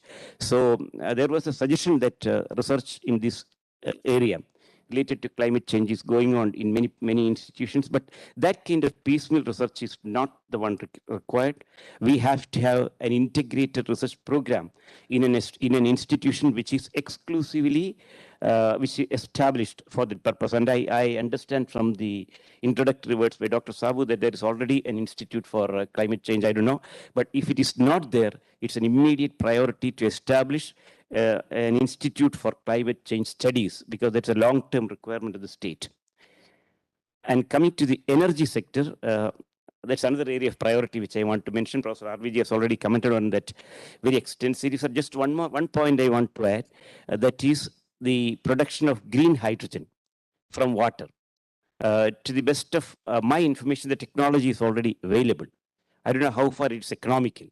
And please excuse me when I say that as early as in 1984, I published the first paper with my research guide at the University of California, Berkeley, on the production of hydrogen from water, from seawater, using sunlight as the energy source and using our freely available titanium dioxide as a catalyst. But unfortunately, that research was not taken up later, because by the time crude oil prices plummeted to $10 a barrel. So nobody was interested in hydrogen energy in those days. But this is the time to revisit hydrogen energy. And in addition to the production of hydrogen energy, I think there is another aspect which needs the attention of the scientific community, that is the safety and security of using hydrogen as a fuel. How it can be handled, especially the storage, transportation, etc., the special material which is required for handling hydrogen. All those things should receive the attention of the scientific community. And other things which I wanted to mention, I think, which is already covered by many people, so let me not go into that. But just one more thing I wanted to mention is research in the field of new materials, because materials are required for anything and everything in our day-to-day life, whether it is for research or in our day-to-day life. And I think more research has to go into the development of new functional material. In this respect, I'm very happy that our finance minister, our honorable finance minister, has made a statement in his budget that they are going to have a project for graphene. That's a good idea because that's a new generation material, but that has to be combined with more new generation materials like special kind of functional polymers or nanomaterials or even biomaterials. Dr. M.S. Valiathan was talking to us earlier. He's a pioneer in that field, and the Sritra Institute has shown the way how biomaterials can be developed indigenously for application. And his effort has to be specially appreciated because we all thought that medicine and engineering are two fields which are not compatible. They will not go together. But Dr. M.S. Valiathan has proved that they are very much in tune with one another, and medicine and engineering and basic science can be combined for the production of biomaterials, which are used for replacing our body parts or repairing body parts and so on. And that should be done. And let me just comment on one more thing. There is some general comments about the human resource development, which people were talking about. I think we have to be much more stringent about the quality of selecting our scientific staff. Because things are very different now, because see, just citing a qualification of PhD plus a few years of experience is not enough here. Because unlike in the case of 30, 40, 20 or 30 years back, when PhDs used to be awarded only by university centers or by national institutes and so on, today almost any institute is a PhD awarding center, including self-financing colleges. They award PhDs and people come with PhD degrees. And I had a short stint in the university as a professor, and I had the opportunity to review some of the PhD theses. And let me tell you, I was terribly disappointed with what I have read. So just citing that PhD is the qualification for recruitment as a scientist in the KSCST has to change, because the work done under that PhD program has to be very critically evaluated, and its merit has to be assessed. And the recruitment of scientists to the science and technology institution has to be made much more rigorous, because we are providing much better service conditions also. So we have every right to ask for more qualified, better experience, more innovative people in our science and technology institutions. And I think I'll take only 2 more minutes. And I have many more points. Maybe I can come in the next round if time permits. But let me just add 2 more things, because there is a general demand by many people saying that we have to have more academic research in our research and in our R&D laboratories. I feel very strongly against it. I feel that we have umpteen number of universities in our state. Then there are many deemed universities. I don't know why, what is the big craze about deemed university? The other day I was talking to somebody and he was introducing himself as a deemed university, as a professor in a deemed university. I said, where? Then he said, don't you know? No, I said, I don't know. Then that was a deemed university in Andhra Pradesh. I certainly, as an individual, I certainly do not want that kind of deemed universities in the state of Kerala. And these universities now, see, these universities have more than enough facilities and teachers and faculty members who can guide research, and people can go there and have their PhDs. Because the very purpose, the very mandate of the Science and Technology Institution under the KSCSTE is not to produce PhDs, is to provide the necessary assistance to the development of the state, to solve the problems of the state. And that's what we have to focus on. Again, let me just say one more thing. At the time when I was the EVP, there was an assessment of the performance of the scientists. And most of them were showing in their biodata that they have produced this many PhDs. Is it what the KSCST institutions were originally meant for? Producing PhDs? I certainly feel that is not the way. We can provide necessary support to the universities when the students in the university come to us for some support. But we should not be simply PhD producing or PhD awarding places. That's my opinion. And just one more comment I want to make. This is regarding the transfer of just one more comment. There is a transfer of our institutions to the central government. I am a person who very strongly objected to it with tooth and nail. Many people who worked with me at the time maybe know that I became very unpopular because of that. In fact, I can make it very plain. Rajiv Gandhi Institute of Technology has filed an individual case against me for fighting against the transfer of Rajiv Gandhi Center to the center. When I took over as AVP, that was almost a done deal. 98% of the transfer work was over. There was just a 2-page agreement to be signed, which I have to sign. I refused to do that. Of course, with the permission of my boss. My boss agreed with me. And then for all the 3 years that I spent in KSCST, Rajiv Gandhi Center could not be handed over to the government of India because I was hoping against hope that the decision will be reversed during the time and the center will come back to us. Unfortunately, it did not. And I was even more pained to see that after a few years, even the cess was transferred to the government of India. Certainly, that was not the original intention. I strongly request the current, those who are responsible for running the KSCST. I'm very sure more proposals will come in future also. But let us remember the mandate for which these institutes are established. All the science and technology institutions in the state and the KSCST are primarily intended to assist, to provide necessary support for the developmental activities of the state. Let's do that. Thank you. Thank you, Dr. Yashodharan. Well, some of the points you mentioned was also very similar to the lines earlier speakers also said. One of the new mention was the agricultural and food production sector needs special attention. And you also portrayed some areas where we can focus on. Biofuel production is one of the points which you mentioned, which we need to be very careful about because it may have a danger effect on the food availability also, the grain availability also, which I think the USA and other developing countries have already faced. So we have to be a little careful in going for biofuel production, and an extensive research has to be done on that. Healthcare system, as climate change studies, we have established Institute of Climate Change Studies under the Science and Technology, which we have taken over from the Environment Department, and now it is functioning very much, and they have developed certain plans for helping the government in developing policies related to climate change, and sectoral impact studies are being planned there. I would now request Sri M.C. Dattan to offer his comments. As most of you know, and all of you know, he is the Indian space scientist officiated at various capacities in ISRO, former director of Satish Dhawan Space Center, former director of the Liquid Propulsion System Center, former director of the VSSC.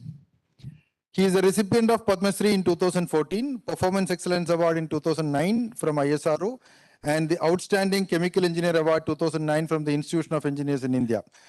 Thank you, sir. Please offer your comments. Thank you, Dr. Sudhir. First of all, let me express my very humble gratitude to share the dais along with the very senior personalities like my ex-guru, Dr. Muthanayagam, Dr. R.B.G. Menon, and the great man who made all these things, Dr. Vallithan, and Dr. Damodaran, and many other colleagues, and my young friend Rajiv, with whom we worked together during Chandrayaan time in Sriharikota. So it's a very happy occasion.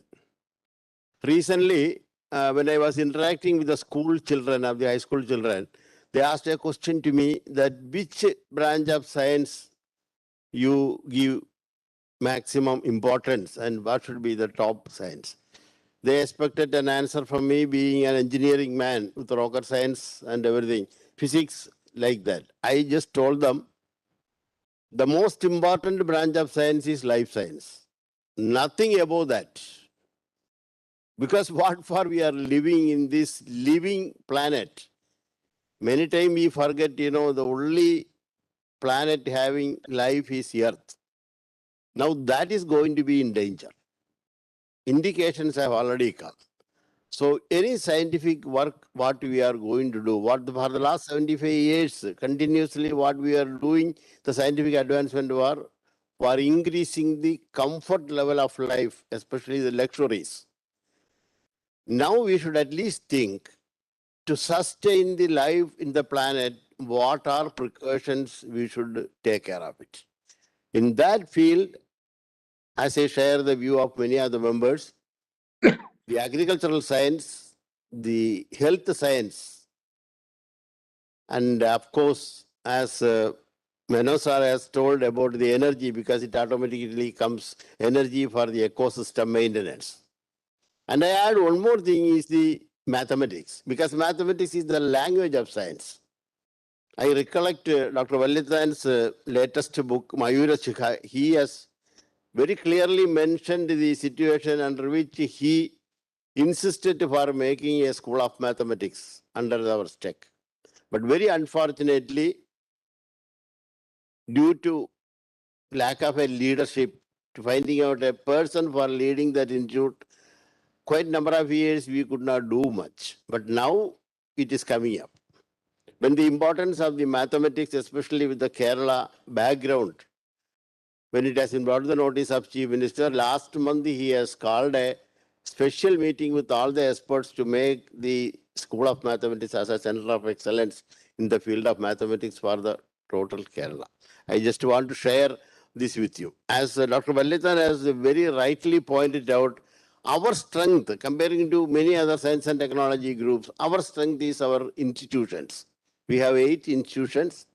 Of course, we have made one more institution, the Advanced Virology Institute, which is not under the council. It has been given an autonomous status under the department. It is being maintained.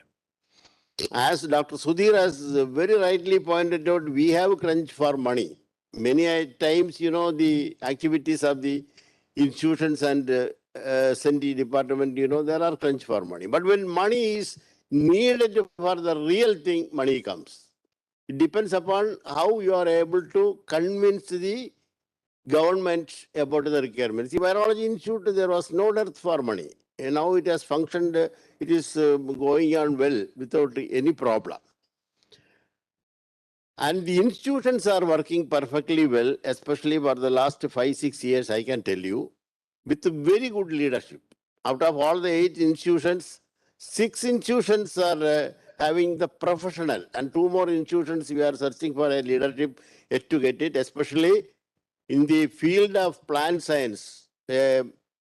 Very difficult to get expertise for leading a institution of the like. That was a very unfortunate thing. Now, among the leadership, what we got it are also all the 5 scientists, as Dr. Muthnayam sir was telling, etc., they are all on deputation from central service, maintaining all privileges and perks what they were getting in their original institutions. This is something, we could convince the government and make it. So they are very happy. The period, they can, without any problem, they can continue 3, 4, 5 years, etc., including Dr. Sudhir from IIT is coming. And that has been well established. That is the health of the institution and the health of the science and technology things, what we are putting. Dr. Muthanayam also told about the resources, human resources and financial resources. Very correct, sir. But I will just add natural resources also along with that. Because these 3 resources are becoming very important when you are making an auditing about our science and technology outputs. Many people have told about, our institutions. Yes, they are very correct. 3 of the major institutions brought up by the science and technology, the then STEC, has been transferred to the central government.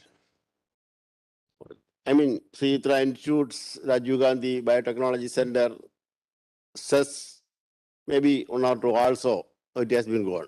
But I can tell you now, there need not be any worry that the present government has decided not to transfer any institution to the center. I can declare it. Because 2016, when the government has taken charge, the file has been kept ready for final approval by the new Chief Minister for transferring Palod Tropical Botanical Garden by the previous government. That file has been kept in cold storage in abeyance. It's not going to happen. So none of the institutions what we have at present in under science and technology it will not be transferred to central government. And because the right point Dr. Vallithan has told is these institutions have been made for the purpose of the Kerala geography, Kerala culture, our resources, our population, our education and our other systems. So that will be definitely maintained.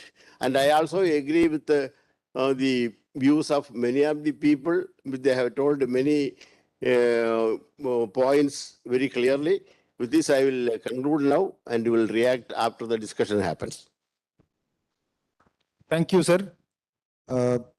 You mentioned 2 points to be noted specifically, that we need to focus on life sciences, specifically when we are planning for the future research. And well, mathematics, as all of you know, we have established the School of Mathematics, and now it is gearing momentum and then getting up into higher levels. And I'm glad to let you all know that School of Mathematics has also started a integrated MSc PhD program in association with the Calicut University.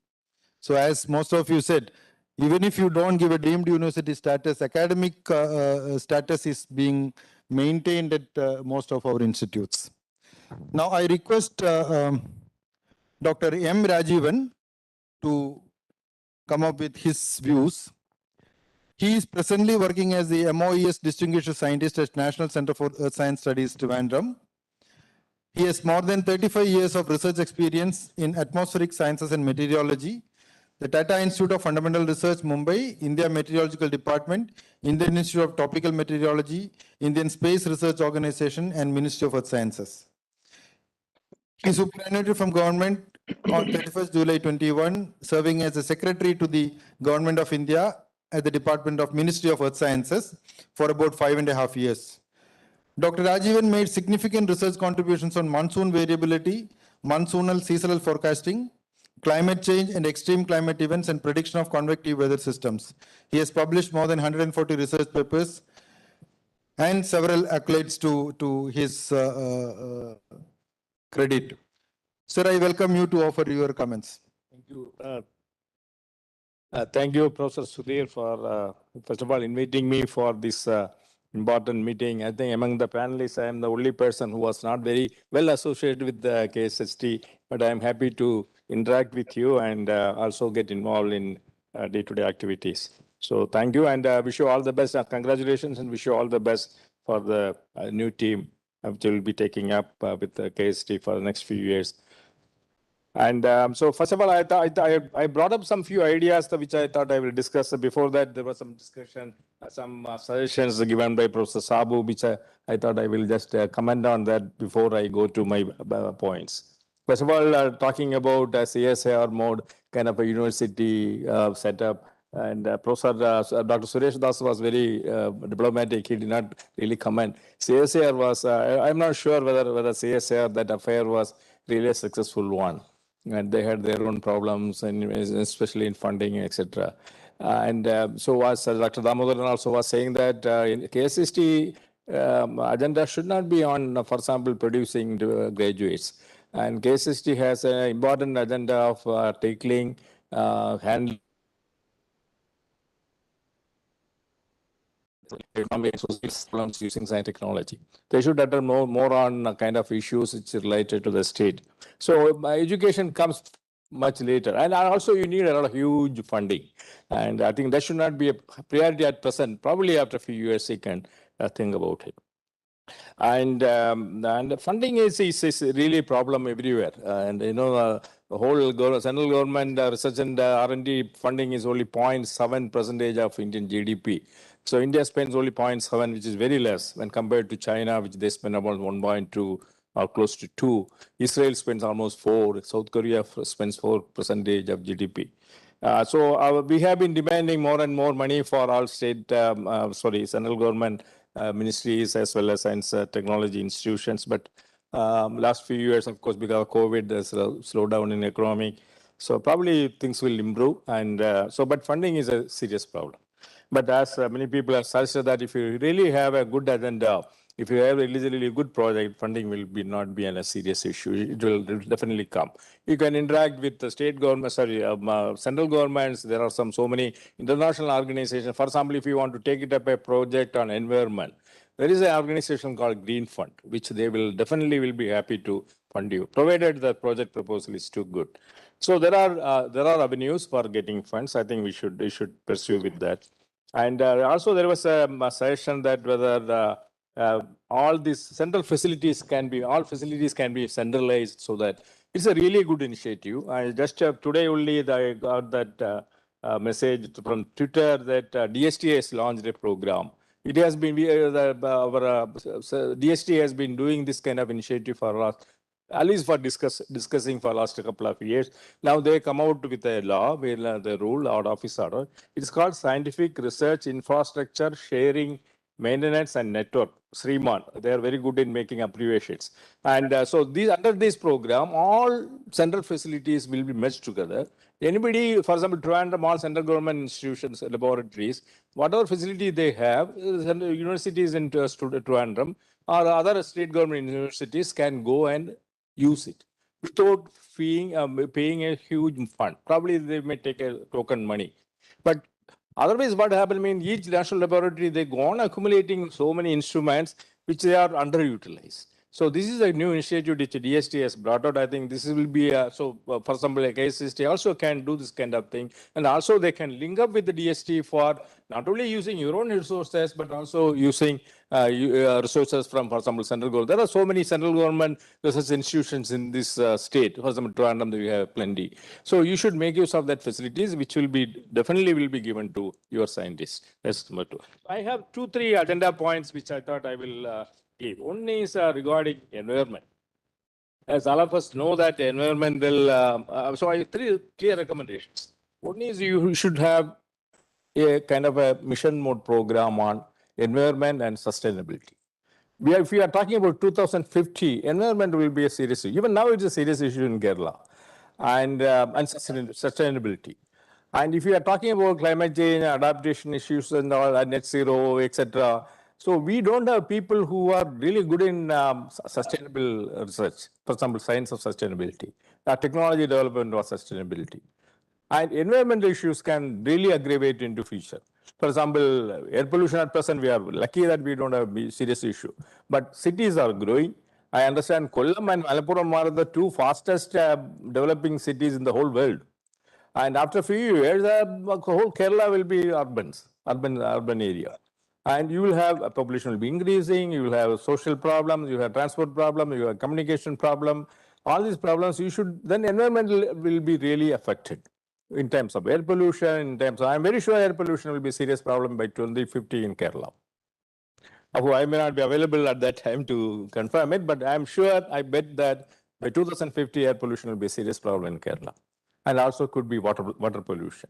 And so you need a kind of a mission mode program on environmental science and sustainability. I'll tell you, many research institutions and academic institutions are now recognizing the importance of both environment science as well as sustainability. They're bringing out many courses. For example, I think Trivandrum is starting a small course. IIT Palakkad, they are opened up a new center on environment science and sustainability. BHU, Banaras University has a program. So many universities are coming out by recognizing that we don't have enough people to do science in sustainability. But sustainability will be key for the future if you are really believing in climate change. And another issue, of course, climate change issues and the effect of impacts of climate change, etc., is well known here. And by 2050, these problems are going to be manifold. And it's going to increase further. We will be having more heat waves, severe heat waves, not only affected with not humidity, dry air, but also humidity, especially the coastal areas will have increase in both humidity as well as temperature, which will have a serious impact on health. And number 2 is heavy precipitation, which can lead to flash floods. And 2018-19, we had witnessed this. And more of landslides. But landslide is mostly associated with heavy rainfall. And also the way the land use is, changes are happening inside, especially the Western Ghats. We should expect more and more landslides. So, and also when we talk about climate change, there could be impact on water. Water is very important.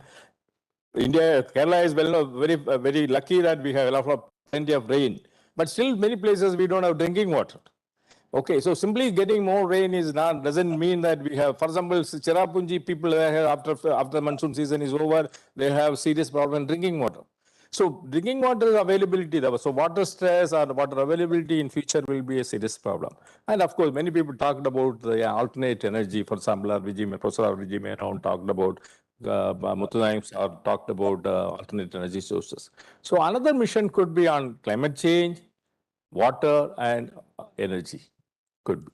So it is not necessary that you should start a new institute, but you can organize it within among KSST institutions, and also talk in terms of collaboration in terms of central government institutions, universities abroad, international organization. For example, UNEP can help you. So many avenues are there for this kind of thing. The last point, the third point is, as Muthunaim very talked about innovation. Innovation is the key for success in the future. Unfortunately, India in the global innovation index, we are only 46th. We are not very good. Of course, the ranking is improving for the last 4 or 5 years. I personally feel KSST should take innovation as a high priority item for future activities in coming years. And your KSST should be termed as Kerala State Council for Science, Technology and Innovation. With this comment, I'll stop here. Thank you. Thank you, Dr. Ajivan, for your good comments. Well, some of the points you mentioned which needs to be highlighted are the pollution in Kerala could be an issue by 2050, which you mentioned, and we need to focus on, we need to act right now for mitigating our proactive mitigation measures is to be developed. And the centralized instrumentation facility, in fact, we have also thought about it. And effective water management in the context of climate change is what you are mentioning, and could be a mission on climate change, water and energy, and also for ecology and environment and sustainability. Thank you. I now request Dr. K.R.S. Krishnan to offer his comments. Dr. K.R.S. Krishnan has over 40 years of experience in senior management positions in government and public sector organizations. He has expertise in water resources and environment modeling, manufacturing, R&D execution and management, knowledge management and innovative practices, as well as science, technology and innovation policies. He was a commissioned officer in Corps of Engineers in Indian Army. He was advisor, engineering and technology, Department of Science and Technology, Government of India. He was also director, technical and operations of HLL Life Care, and he held the position of member secretary of the KSCST on deputation from DST as well. So over to you, sir. Thank you, Professor Sudhir. Good morning to all. First of all, I thank Professor Sudhir and his team, KSCST, for giving me this wonderful opportunity to be present here and listen to everyone, and also to share my views among this august audience. Indeed, I know most of the people by profession, by friendship, by association. But to start with, Professor Varviji Menon was my teacher in College of Engineering, Trivandrum. Professor Sudhir was my course mate while doing PhD at IIT Delhi. And not to speak of Professor M.S. Valiathan, who led the discussion here. I had the splendid opportunity to work with him during the formative years of the council. And those were happening times. And there were about 7 independent centers. They are all legal entities, societies. So we had to start with the management of amalgamating them into this council, and then do what? We had to do something after doing all this, in spite of the ideals that has been put forward. So what we did was, at that time, we thought, look at DST.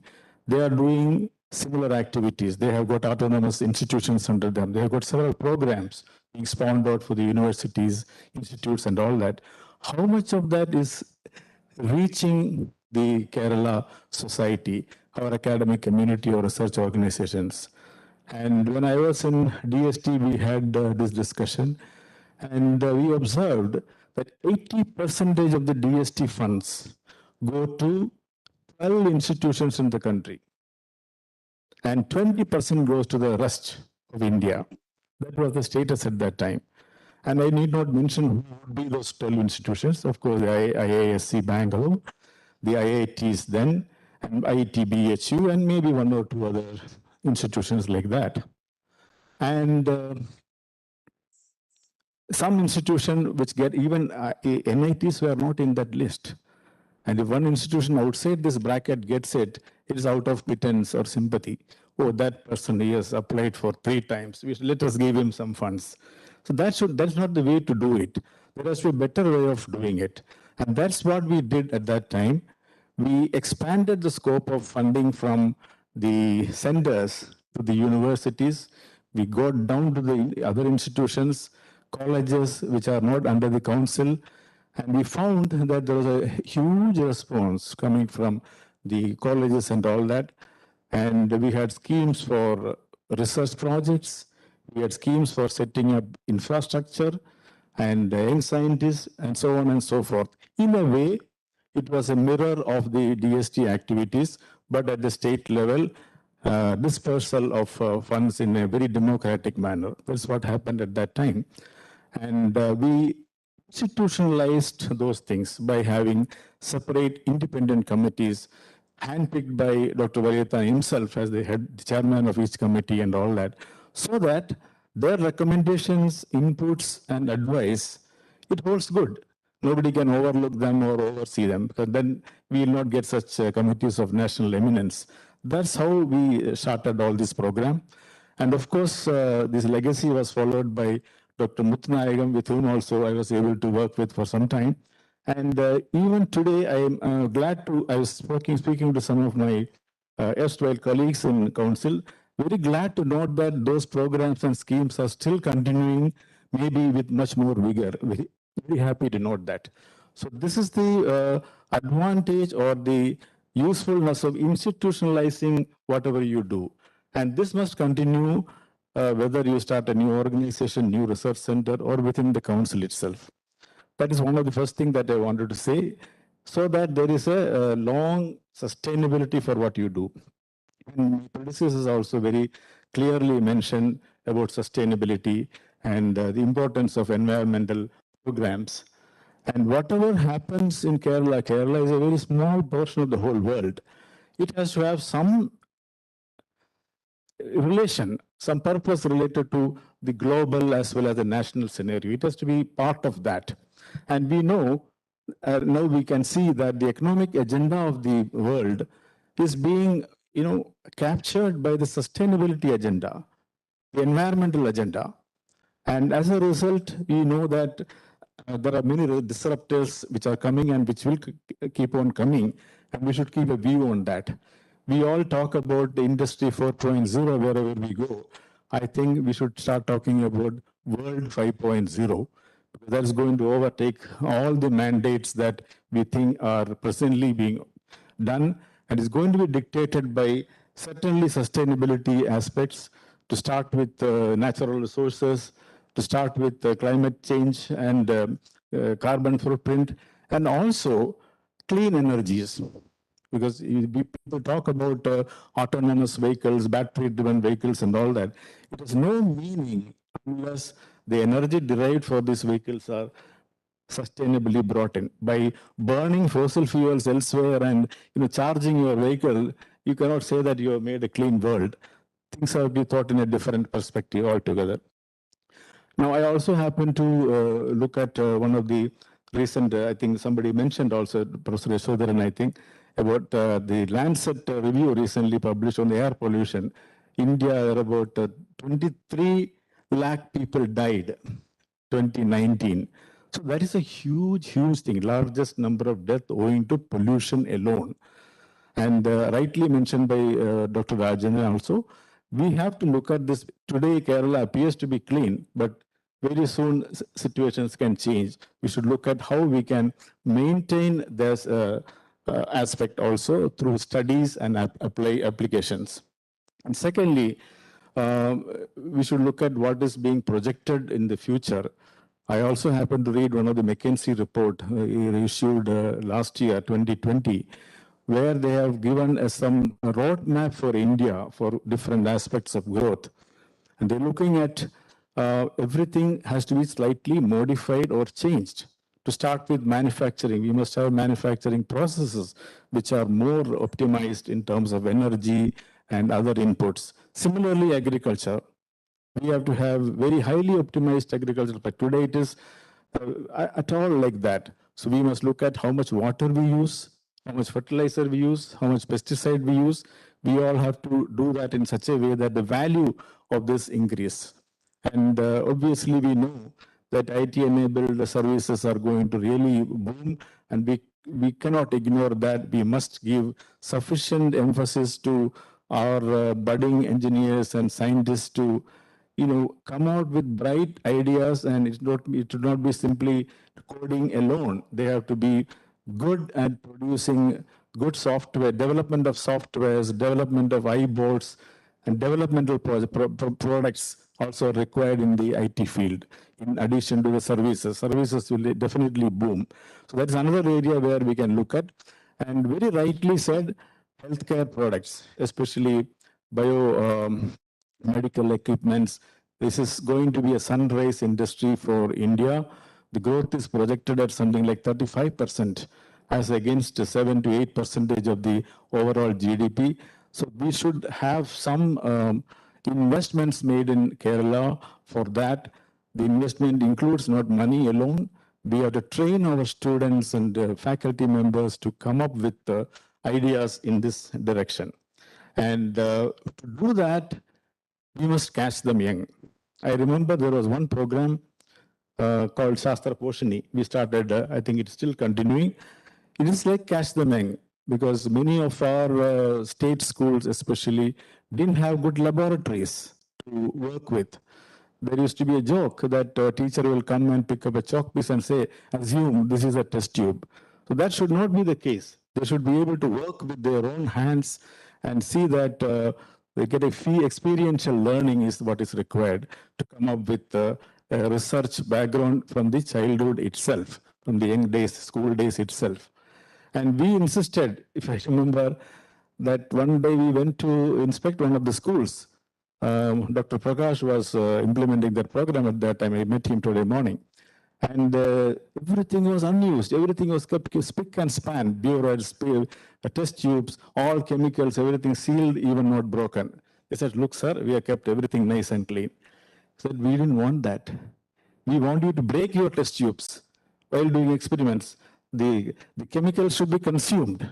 That's a proof of that pudding, proof of what the students have done it. So this kind of research thing at the young school stage itself, or even college, hardly even engineering college, we had a discussion the other day, they don't do research even in engineering colleges as a BTech student. So to enable them to do research at the school stage, college stage itself is one of the critical elements for building a future scientist or faculty cohort in our country. And to do that, we must have programs to enable these institutions sufficiently so. And the research must not lie idle. They must necessarily lead to innovation. And of course, innovations leading to, as Dr. Suresh Das was mentioning, there should be incubation centers as well as a fraction or a percentage of these students coming out as entrepreneurs. In other words, job creators rather than job seekers. That should be the ideal goal in which we should move, and KCST should do all that is required to do that. And somebody was mentioning about funding also. Yes, funding was always a problem and will continue to be a problem. We have to find ways and to get the authorities or people in power to part with their money for a good cause. And I would also like one small suggestion here, which can be immediately implemented. We should try and get the CSR funds also, corporate social responsibility funds. That for that, I think you have to file a simple paper for the income tax, and that will enable the industries to give you funds, but for directed or purposeful research. So these are my few words. I want to stop because I have exceeded my time. Thank you. Thank you, Dr. Krishnan. Some of your points were very valid. We need to focus on sustainable planning of resources, and programs have to be focused on utilizing these resources in an effective way. And well, as you rightly said, the Shastra Poshani scheme is still ongoing and it's benefiting many of our students. And in this context, I should also mention that most of the programs and schemes planned and executed by the council is long back, and then it's still continuing in a very effective way, which is facilitating all the children in the state to conduct experiments, get exposure to various kinds of activities. And thanks to all the pioneers who have established all these things. I would now request Dr. Ajay Kumar Verma to offer his opinions. Dr. Ajay Kumar Verma is currently the chairman of the State Environmental Appraisal Committee. He was a scientist G and group head at NSES Trivandrum, member secretary of the council in 2010 to 11, member secretary of the Kerala Coastal Zone Management Authority from during the same period of 2010 to 11, and executive director of Sujitwa Mission from 2008 to 2011, director of Clean Kerala Mission in 2003 to 2004. Over to you, sir. Thank you, sir. Respected, esteemed panelists, and also the dignitaries in the audience, and my former colleagues in the science and technology systems in Kerala. And first of all, let me thank the KSCST, my former colleagues, and the present EVP and member secretary for inviting me to this very wonderful stage. I have certain points which probably others have not mentioned. The point one which I felt to be placed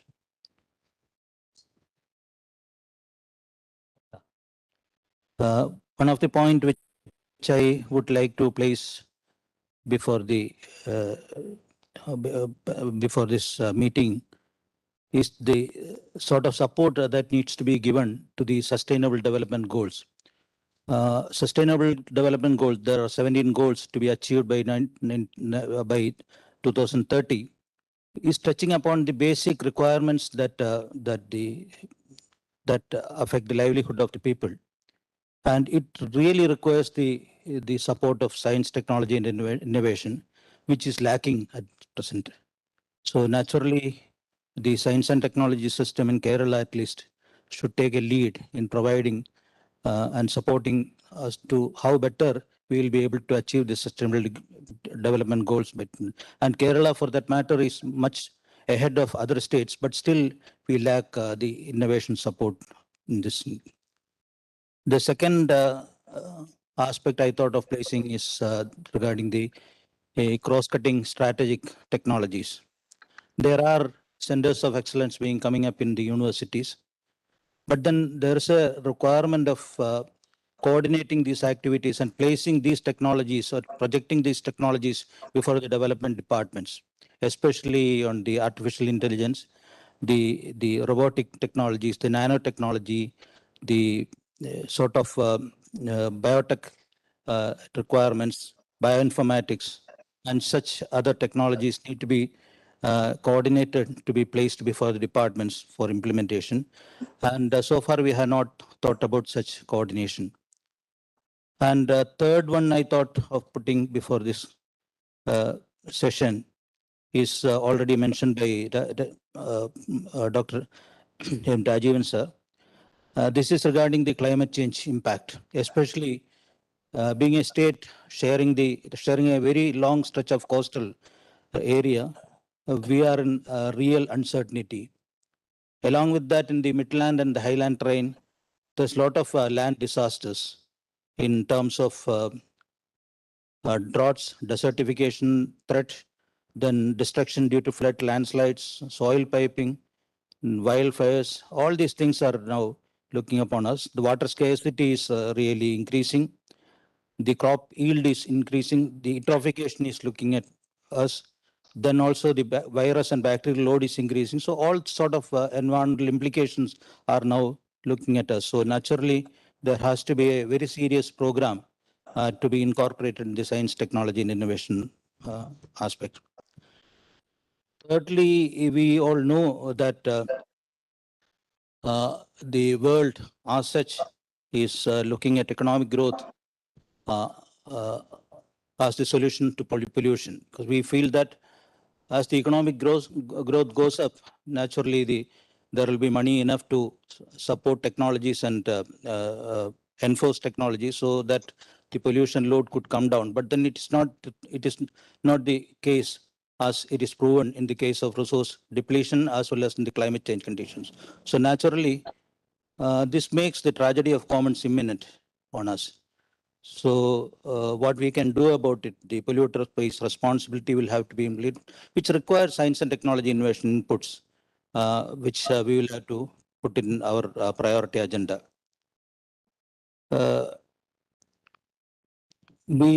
Kerala development is benefited from decentralization of governance and development in a big way. It provided vast opportunities for local innovations, experiences, and S&D inputs, etc. But the opportunity, it provides an opportunity of green economy, appropriate and scale neutral technologies to be given and taken from the local government. At this juncture, we should also think of the green technology centers for taking up the science and technology innovation experiences of local governments, as well as providing the technology developed in the universities and research institutions, going back to the local governments. Couple of more points regarding the challenges facing science and technology development in India.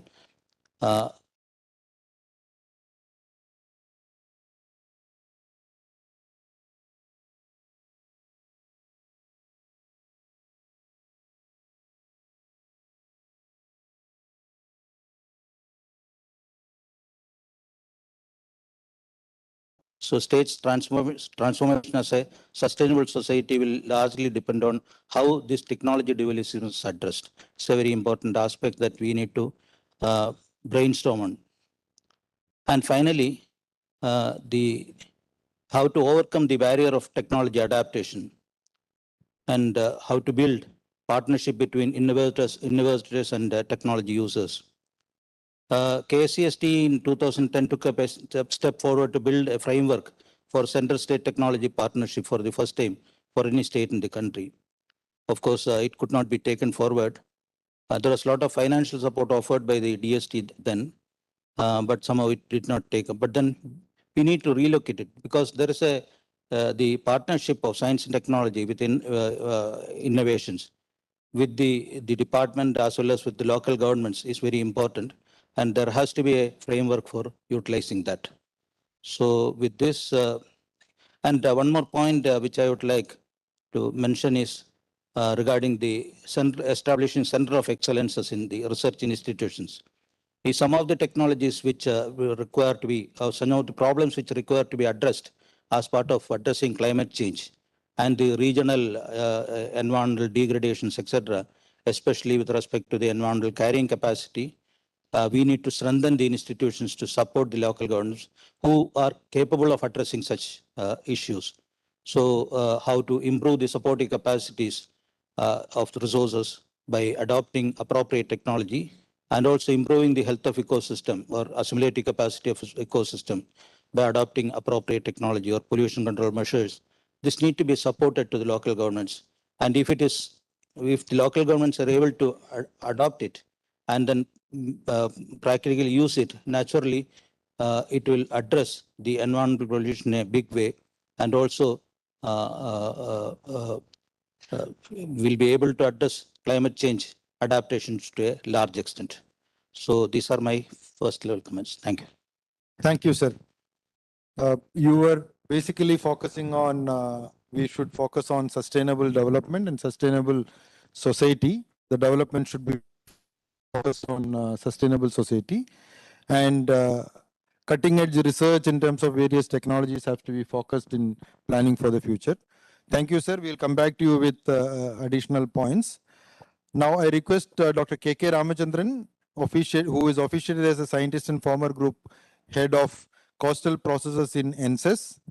His broad specializations are coastal zone management, marine geology, marine sciences, marine environmental science, remote sensing, GIS, GPS, and geoinformatics. He was also member secretary of the Kerala State Council for Science, Technology, and Environment, and also member secretary of the Kerala Coastal Zone Management Authority. Over to you, sir.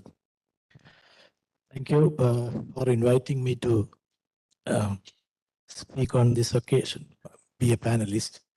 I'm a bit nervous with the wisdom thinkers of science here amidst them. In fact, when I was the member secretary during 2011 to 2015, the funding pattern was very good, and I hope that the funding continues to be good even now. The funding is very important, rather. In any science-related activity, funding is very important. We are into making knowledge and applying the knowledge as technology. So in this process, institution Kerala has got. We used to be very proud when we go for the conclave of the science and technology institutions in the country with other states. We used to be very proud in telling that we have 7, 8 institutions which are actually, we claim, centers of excellence. I was also part of one of the institution right from 1983 as a very young 22 years scientist. I joined just after my MSc without any research experience. I was given a go in that institute, and I superannuated in 2020, and I got many opportunities like working for ADB, for a project in another country, and all that. So the different experiences have come in, and I still feel that our research institutions under the council, if given proper environment, definitely we can do very well. And we are into different thematic areas. That was the concept initially, that whether it is water, earth sciences, health sciences, like that. It was in different thematic areas. And why there was a hue and cry for takeover of these institutions at different points of time. So see, when we talk about our strength, we should also think about what are the weaknesses and threats that we have faced over the period of time. So in the case of science and technology, through its journey, definitely we have done good. But at the same time, in the case of recruitments in the institutions, I think we have recruited very well in the initial stages, but we have lost that, strengthening the institution with more specialized people on the way. And rather, recently, I happened to be in one of the recruitment boards of our Manipal University. See, what I found is that they have a 3-tier system wherein every stage there is a screening, and only in the 3rd stage, when the as already Yashodharan sir has pointed out, just having a PhD probably will not make him a person carry out research specifically required for the state. So we may have to be very careful while choosing the candidate. And when we choose the candidate, they will be looking for the packages in the institutions. Rather, we should tell that our finances are not very good, and because of that, our packages are also not very good. People have left our institutions earlier telling that we don't have a pension scheme. So the employees' welfare is also very important while taking up good people who has to stick on to that. So rather, I should tell that we have thought on the way about this. A scientist who retires also has to live respectably. So that has to be thought of by the council. And I feel that after success got, probably we don't have an institution to carry out geo-environmental hazard studies in Kerala. This is one of the very important areas where we have to concentrate. We started Institute of Climate Change Studies, wherein I was also in the board of research board as well as in the management committee. But on the way, we have actually did not take care of that institute. And today I heard from Professor Sudhir that they are trying to do something about bringing up that institute. That is a very important institute in the face of, especially Kerala, having 588-kilometer long coast, and half of that is undergoing terrible erosion at various dimensions.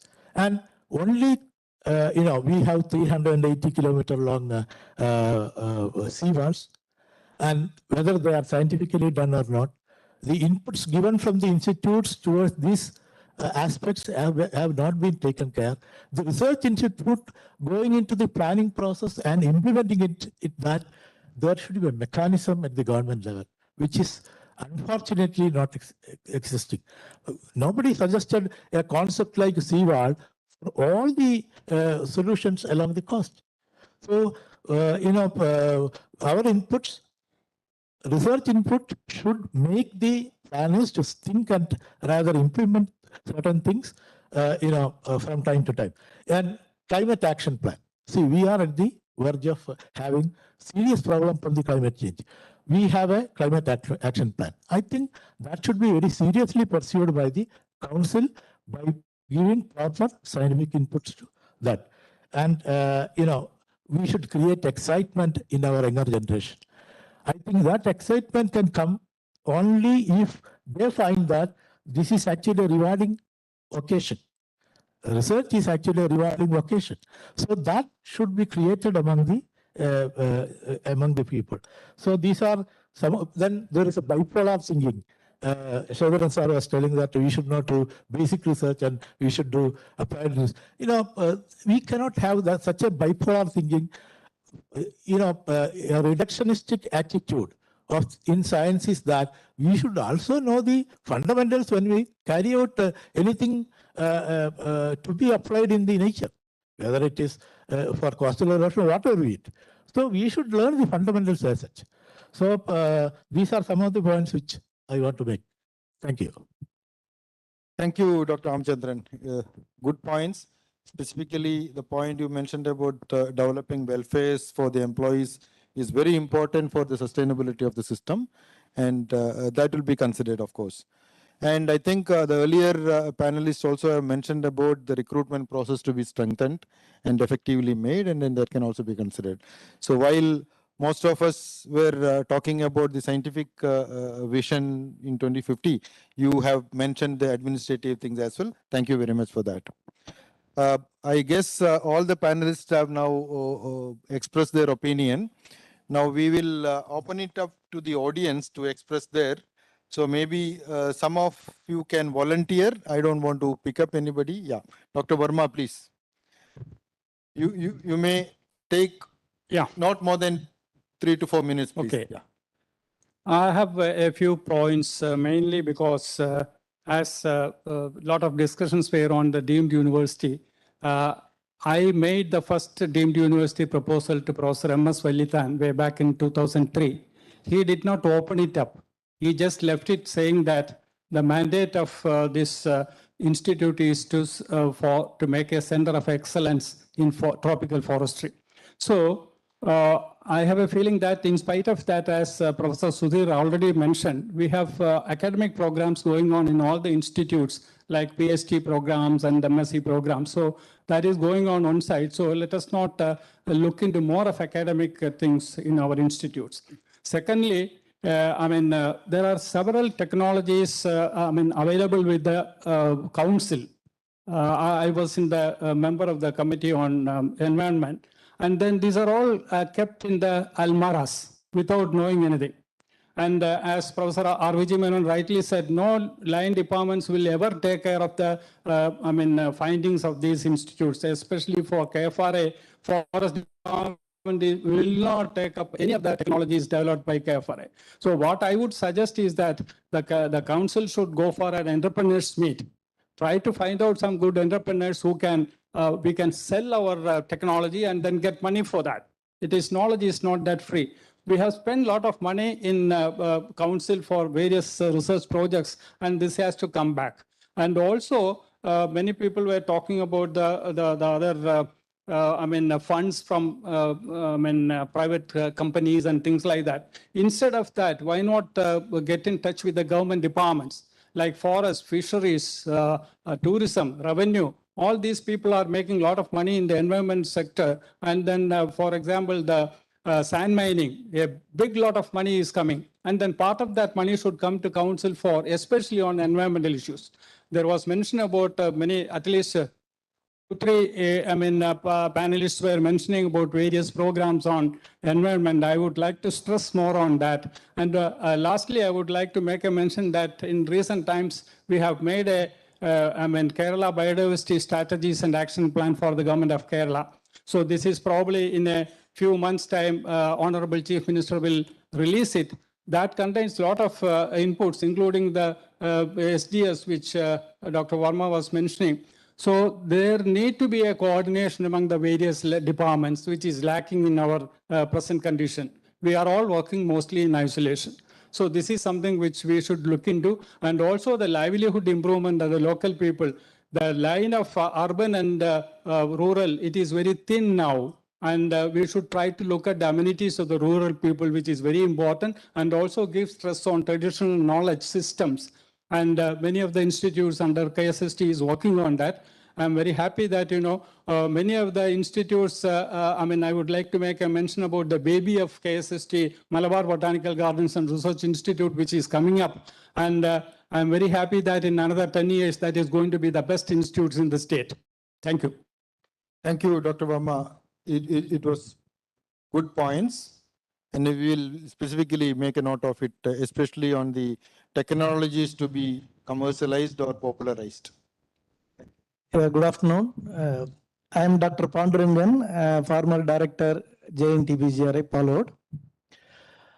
I just want to talk of 2 points to make to the panelists, because we are preparing a vision document for 2050. Since Dr. Datan sir pointed out that life science scientists are very limited, but there are good scientists are available in Kerala also. Still, we can make use of it for preparing this vision document. First, I just want to point out, not only this month is almost, this year is coincide with the 50 years of our science and technology. This is the 50th year of Global Conservation Program also. Actually, in 1972, the first United Nations Conference on Human Environment Development started, where this was actually sown the seeds for the conservation, and subsequently became the World Environment Day we are started celebrating. But so that 1972 then passed on to 1992, Rio de Janeiro, that is 20 years for taking stock of what we have conserved, our biological resources. But 186 countries being the member of the United Nations signed the agreement, spent billions of dollars of money, but our resources are getting extinct right in front of our nose, living resources. That was the 1992 conference was actually identified and then prepared a roadmap for preserving our natural resources. That is the one thing is the giving a birth to CBD actually. CBD came into being, and we means India, signed the treaty, and based on which our National Biodiversity Act came into being. Subsequently, the second tier will be the State Biodiversity Board, and third level will be at Panchayat level. So, but what I want to tell you is, there are two things which now KSCST can look into that for our advantages by using this international regime. One is the biodiversity, that is CBD, as well as there is two proposals were there in 1992. The WTO, World Trade Organization, also proposed about the intellectual property right. But these two are contradictory, because CBD says that biodiversity is a common property. So people can work and then make use of their resources for our advantage. Whereas the WTO says that it is actually favors for individual monopolistic research, and then given the entire use of the benefit for the particular person who invented or who discovered something. So this is quite contradict to each other, and people are working against how to integrate both for our common advantages. That's why it gives way for 2002 as a bond declaration, otherwise called bond gain, actually, bond gain, actually we call it. So that gives actually the way how to make regulation in patenting regime and other things.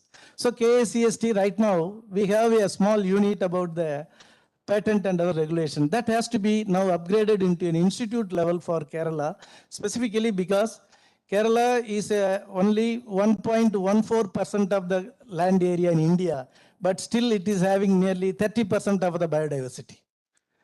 The India is also already recognized as one of the 12 mega biodiversity centers in the world, because India is globally having only 2.4% of the area, but still harvest 8% of the global biodiversity. So that is very important. So we should value our recognition, value our biodiversity is the first important point to develop biodiversity finance, actually. This is a new concept is emerging, how we can make use of biodiversity to develop finance.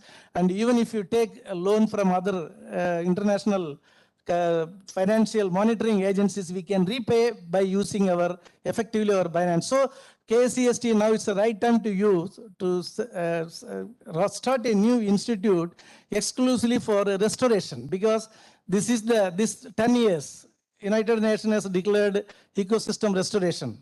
So already United Nations has given 500 million hectares for 2030 we should restore, by adding 150 from the previous decade. But that means it is very important, because plants and animals getting extinct right in front of our nose, then how to maintain our ecosystem so that we can able to get the ecosystem services that are responsible for sustain the life on the earth. So there are two institutes which I am promoting. One is for to upgrade the existing regulatory mechanism, particularly patenting and other regulatory mechanism to be an institute, and also for establishing an institute for restoration. Restoration biology has now a new science emerged after 1992. So restoration science is very important. In fact, we were attempted in restoring some of the rare species in Kerala. During when I was in serving as a scientist, we nearly worked on the 40 species of the population structure, dynamics, and restoration. But restoration we could not effectively do. We did only nearly 19 species because it is having a lot of other hurdles are there. We have our own mandatory, every institution. So exclusive institution is required. So we always think when you start a new institute, why we do next thing. But no, when extraordinary things demand, we have to act as extraordinarily to establish a new institute, because problems are, we are facing more and more problems in future. As many of our colleagues told that Kerala having the problem, erosion problem. Why? Because when you see that Kerala, there is a nearly 600 kilometers ocean, almost shoreline. When Kerala was formed, there was 700 square kilometers of mangrove forest. But now it has come down to 70 square kilometer, but in true sense, only 16.8 square kilometer only we are having mangroves. Mangroves are one of the highest productive area, but we lost. So what I am suggesting is immediately case is to look into that and act as per the global regime, what they want and what India is also expected to do under the international regime. That is my presentation to the committee. Thank you very much. Thank you, Dr. Pandurangan.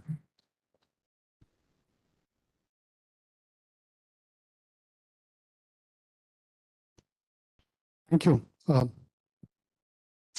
inviting me, as well as to speak something regarding what is being transacted over here from the respected panelists. I have 3 points to make.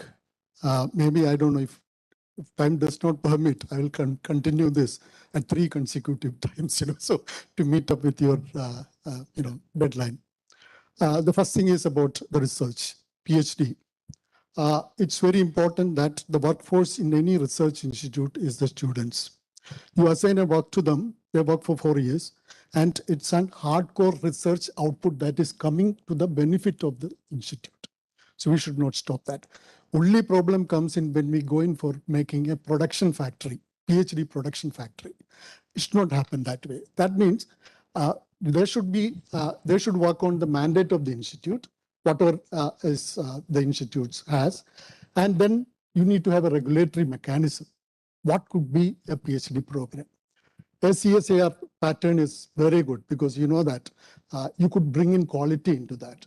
Because unless you have workforce in any institute, I'm sure that the research mandate of the institute cannot drop up, cannot go up. So it is necessary. Probably what we can think of is an ACSAR pattern where you will have a centralized mechanism of regulating the PhD programs, regulating the PhD work. That's one point. Maybe we can, because we are going to look at 2050. So maybe that we need to, not today, but sometime, not a deemed university, but then this kind of process can be brought. The second point is about convergence. We have 8 institutes, one more we have added up, the Institute of Advanced Virology, but many people are not speaking about it, but it's the great brainchild of our Chief Minister. It has been translated in Tonakal, but it has become an autonomous. But then KCST cannot disown that because you have made it. Then we went to autonomous status. What I'm saying is that we need to converge all the institutes. They're all independently working. There is no interaction, inter-institutional interaction is not there. So why can't we think of establishing a translational institute, translational research institute and incubation center? The reason being that many of those research work ends up either as a PhD program or as a paper, but nothing is being translated to make our scientific social responsibility possible. We need to bring in products.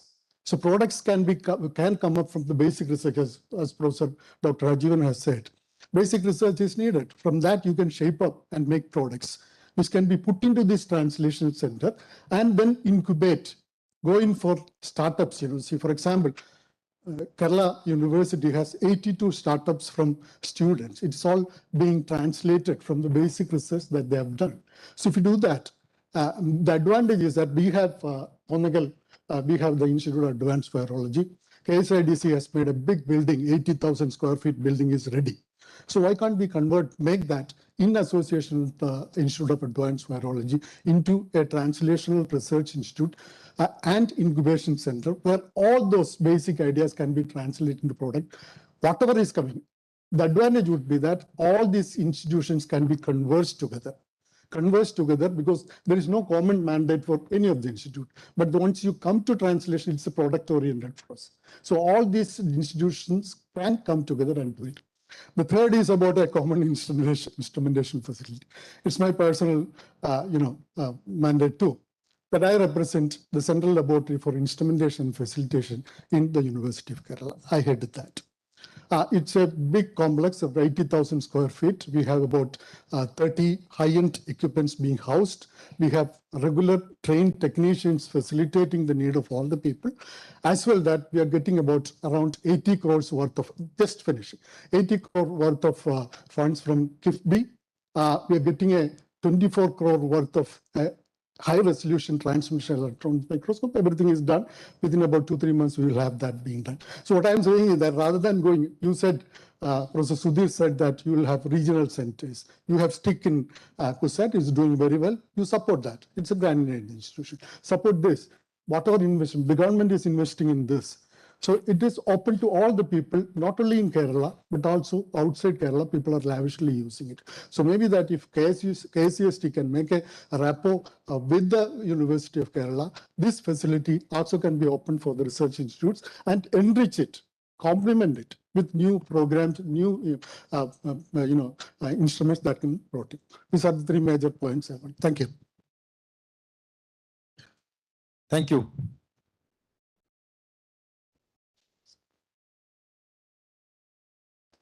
Sir, I just want to add some more points to what Professor Nair was telling, that analytical instruments maintenance and its expense is quite expensive. And also they have got specific time limits. So the utilization, because we have, even though we have got n number of instruments in different institutions, the utilization of these instruments is really sometimes maybe not up to the mark. So in our case, what we are doing is that we have got a specific, I just want to add another point that this project is funded by Department of Science and Technology that is called Sophisticated Analytical Instrument Facility. And this has got no geographical limitations because we are getting samples from even from Assam, Jammu and Kashmir, all these places.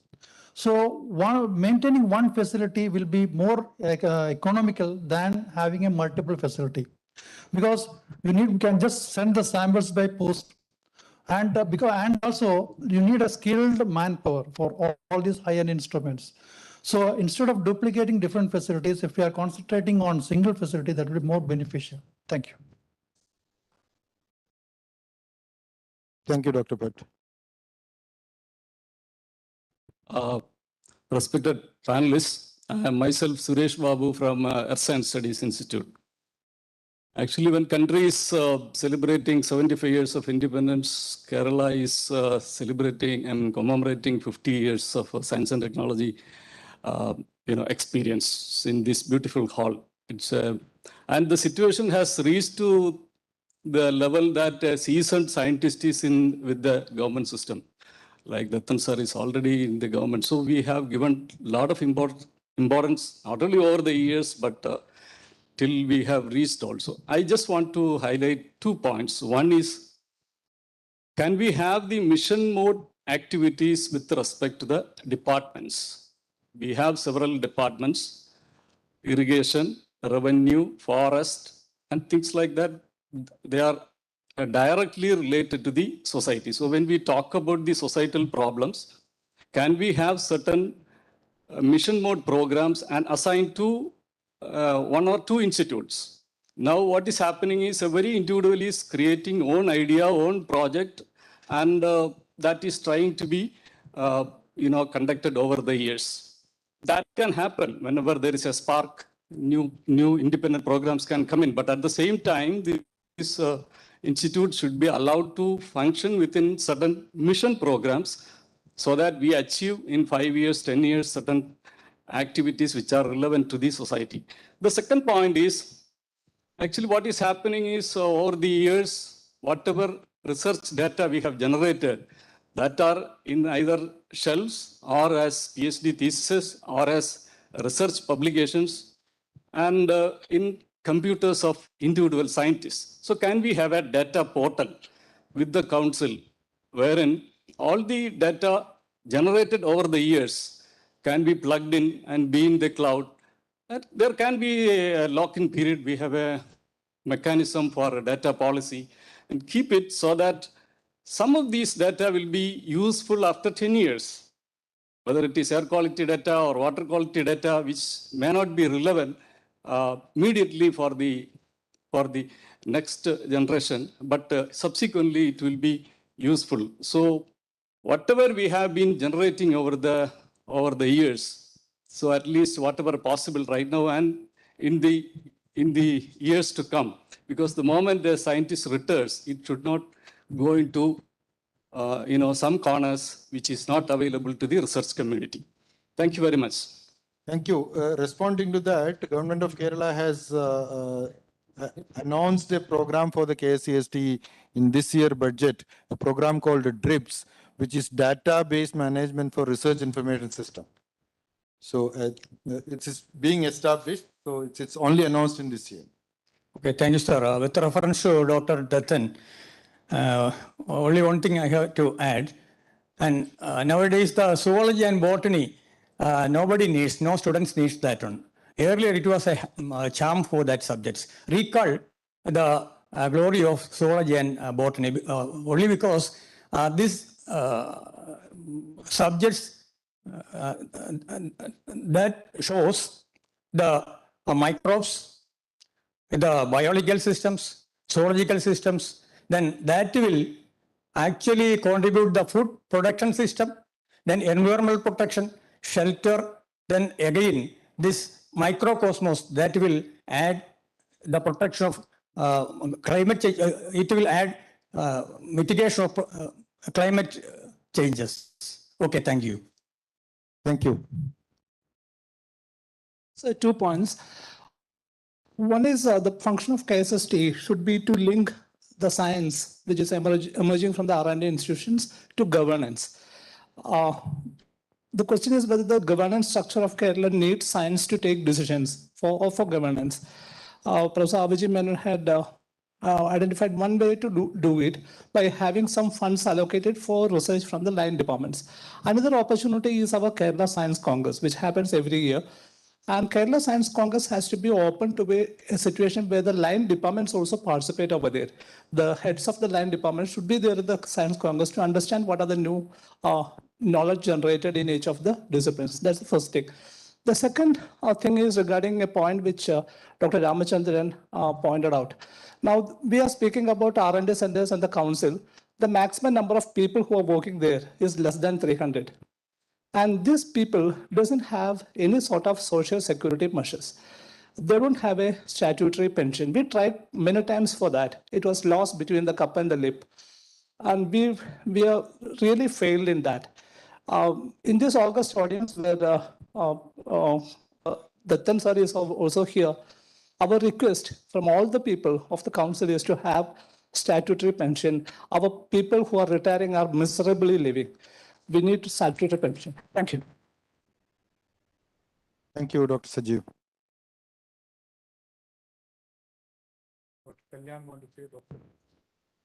Sir, I am R.I.D. Pillai. I am associated with the council in some of the programs. I have just one point. Actually, our council is doing a very good job, right from the leadership given from Dr. Vallithan, then all the eminent people from Dr. Muthanayakam downwards, everybody handpicked by the government, very good technocrats. So excellent job is going on. But one thing, I just want to have one suggestion. Based on my experience in ISRO, we have major projects and R&D centers. And centers are developing the technologies, science and technology. And the projects pick up from there and make products, major products like SLV, PSL, GSV, like that. So here also, we not only from ISRO centers, we take from IITs, Indian Institute of Science, various other places. So here also, at least major areas, they should have projects in KSST, at least environment and climate change. Okay, environment, in spite of a Shujitva mission for directors here, there is no Shujitvam. Everywhere it is a problem. Waste is full of waste. Right, and like one of the panelists told, urbanization is taking place very fast in Kerala. So Kerala will become a big problem for this unless the environment is clean. So a project can be made for this waste treatment or environment or something. Another thing is about that sea erosion. Even Shangugam we can see now. Again, it is going to be a problem.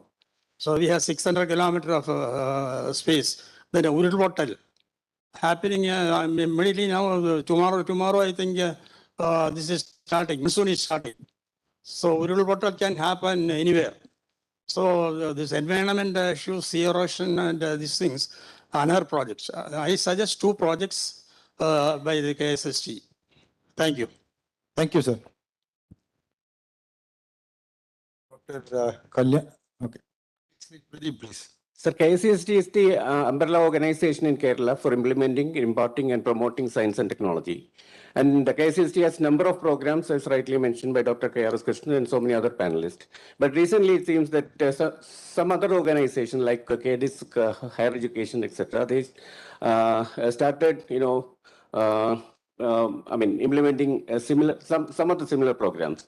And we are also discussing about how best the amount, the money available with other departments can be pooled or make use by KCST. So there must be some coordination at the government level for making use of this amount, which is, in a way, it's a duplication of the programs.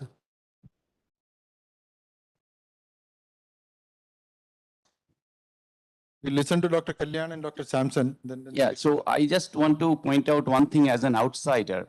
I'm just here for a couple of years, yet to be going to second year, but it's really a privilege to be in Kerala. And, I've seen how in many indices, Kerala is way ahead from lots of, all the states, I can tell you, and it has really achieved the developed nation status. But one thing that I want to point out is that, this higher education that we have talked in many sectors, many forums, that yet to achieve that indices. So one thing I'm sure that KCST has a major role to play in improving that higher education part. And one thing that we can do is that, all these 8 institutes that we have, research is one of the main component. There is a research part included into the name itself. So thrust in the next, few years should be there on research, quality research. And one way that we can do it is to make the jobs that we have in these institutes, to make them at par at least with the other institutes that we have. Like we have this provision of, after MTech or MSc to start as a scientist D. So my proposal here will be really to call a person a scientist. You need to have the, the research experience as well as some postdoctoral experience. And my proposal will be there to really start from, like other institutes like level, like whatever, like F level or whatever it is. And then keeping more importance into the research. And really that way we can create good human resources, quality human resources, that will in turn, they will go to into various colleges and universities in this state, which will impart, the higher education improvement that I was talking about. Thank you so much. Thank you, Kalyan. Good afternoon to all. It's a nice occasion that right from the beginning of the formation of the council, the executive vice presidents and the member secretaries are present here. Of course, we could listen from V.K. Damaran sir, who was with the council from 1990s. So I have 2-3 points. One is, can we have the PPP model even in the lesson in the research sector also?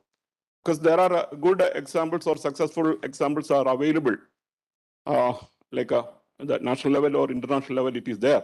There may be some agencies are ready to invest and do their research lesson, maybe beyond the lesson line department, whether we can have that one. That is first point. Second point is the funding. Funding, of course, all the panelists, they said that it is a problem. But I have a different opinion that I think fund flow is there, as Datta said, if it's for a good purpose, fund is there coming.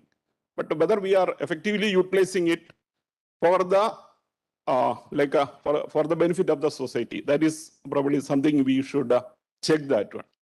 That point, when we are preparing the vision for 2050 or whatever it may be, we should have some milestones, 5 years, 10 years, or 20 years, 30 years. And there should be a mechanism to check whether we achieve these milestones. Then, fourth point is, all our research outputs, okay, many people also shared that one. Like we have a good research products are there. Whether we we could transfer that into the society for the benefits. Can give one example. Abhijiben sir said, Anet produce like the solar like a rooftop and other products in Kerala. And it's a good model. Why not a council himself, we will take that a challenge and do that one for our institutes, our council, and spread that the concept that this is a good product. We should be a model for the society. Last point, procedures, autonomy. Autonomy is the point. Of course, a lot of restrictions, procedure is more, and products or the research products are, because of that one, maybe I feel that there can be some hurdle. Why not, we will take the model of DST or CSIR. Of course, they are funding, but at the same time, they are monitoring. Probably the funding, we should, when a project is proposed every year or like, or for a period, that time, there should be proper scrutiny should be there and ensure that, this is of some use to the Kerala problems. These are my points, sir. But one more point, probably we can do a SWOT analysis. when you are planning for another 30 years at the council level, maybe the institute level, or even the lower levels also. Thank you. Thank you, Dr. Sampson. The last person, please. Sorry for being the last, but I believe is not the least. A lot of people here, I think even the panelists were talking about crisis. I am the crisis manager of the state, so I believe I need to be heard. First point, sir, and I had made this point many times with my gurus sitting here, I would say you should think of creating a science cadre in the state. Which will ensure, which will actually plug the gaps that many of these people spoke about. In the sense, if you want to get into governance, that's a whole different ballgame. A lot of scientists sitting here will not realize what it is. Maybe K.K. Ramachandran sir, Ajay Kumar Verma sir, people who are directly involved in governance, who have administered human resource from science and administration would know this. So I would say, if you create science cadre and post 1 or 2 people from the scientists to work with institutions on a rooster basis, and Datan sir, maybe you would want to think of this, that might help line departments to assimilate a lot of information. Second point, and my last point is, I would say scientists needs to be really taking on the dirty part of things. I learned it the hard way with people in Center for Earth Science Studies. I'm also a KSEST or CES product in that sense.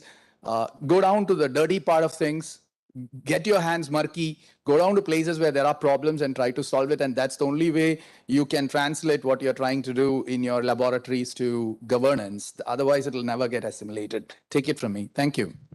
Thank you, Shekhar. I request any of you who have more suggestions, please email to KCST or EVP, then we'll certainly consider those points in the policy document. Now, I'll come back to the panelists. If any of you have additional points to say, maybe like, sir, in 1 or 2 minutes, not more than that. Yeah, please.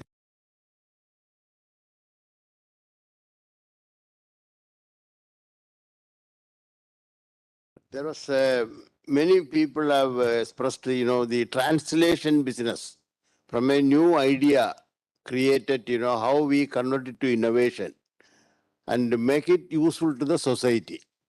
In fact, council is not taking care of it fully except the patent business, IPR business alone only is being done. Now, this new government has already formed KDISC for the Innovation Development Council, etc. And under them, there is a startup mission and, incubator things in the institutions, etc. being done. That is why the translation of the ideas to innovation, to a societal use application, we are not fully taking care of it. It exists. There is a group, it is under CM, it is working perfectly well.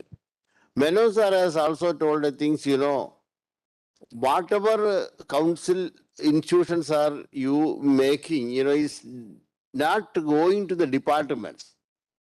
It is true. Say, for example, agricultural department, irrigation department, forestry department, or PWD.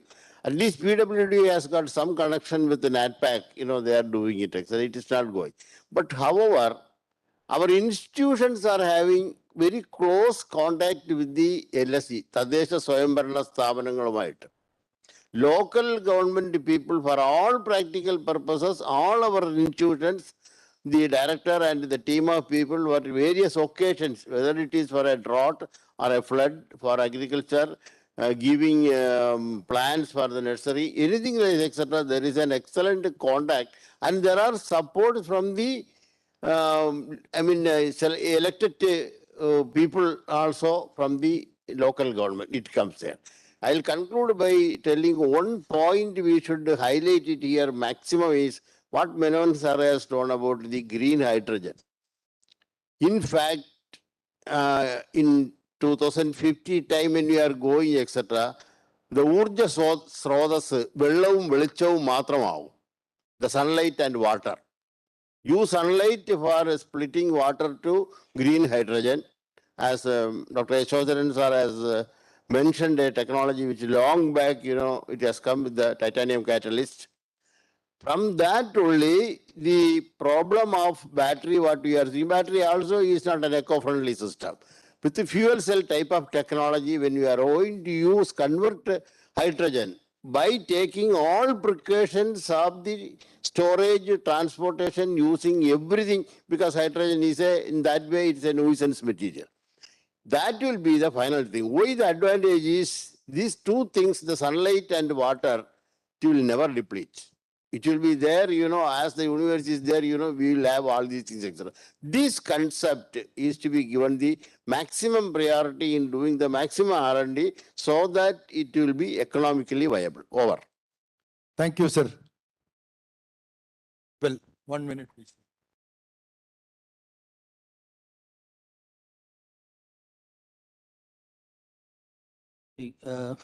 We had a review after 30 years and then formed the council KCST.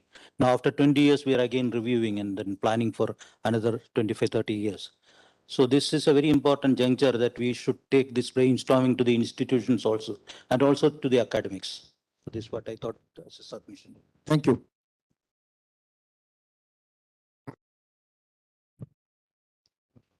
Yeah, 1 minute. 1 minute, please. Yeah, we are running short of time. Yeah. So we are talking about translation of research and innovation to commercialization. I wanted to give you just one example. I skipped it earlier for want of time.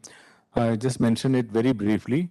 See, we are talking about Sri Chitra. I mean, Dr. Yashodharan also mentioned how Dr. Valiyathan established the biomedical technology wing to spawn research in healthcare areas.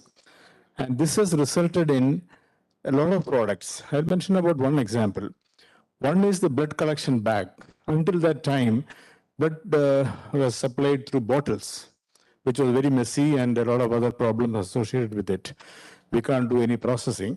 Now this blood collection bag at that time in India was imported totally. And in Sri Chitra, they developed it. And then it came to the market. And one company in Trivandrum, Penpol, later called now Therimo Penpol, took it over. And secondly, HLL Life Care, where I was working, we also took the same technology. And together we are making around 30 million blood bags in Trivandrum, making it the blood bag capital of India. And that accounts for 25% of the world production. This is the power of research and innovation. So if it can happen in blood bag, why not in other products? Thank you. Thank you, Dr. Krishnan. Maybe last panelist to discuss. I just want to add one more point, that's all. That is, somebody was referring to the waste management in the state. Well, we have been talking about waste management for the last 50 years, but the fact of the matter is waste still remains. Of course, there are a lot of improvement. I can tell you from my experience, I come from Alua, Kochi. Waste collection system is perfect now. Every day waste is collected in the morning. Once in a week, plastic is also collected. But ultimately, where is it treated?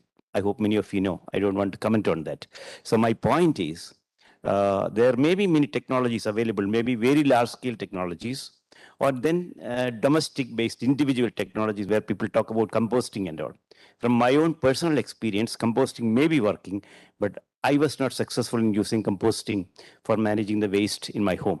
So my suggestion is, I think ACST should initiate a project. Technologies are already available in adapting those technologies for waste management and making it available to the local self-government or even small communities, because at individual level, absolutely, 100% waste management is not an easy proposition. So I think KCST can take an initiative if you find it. Okay. Okay. Thank you. Now, I think most of us have discussed several points. I would like to bring it to a summary of discussions.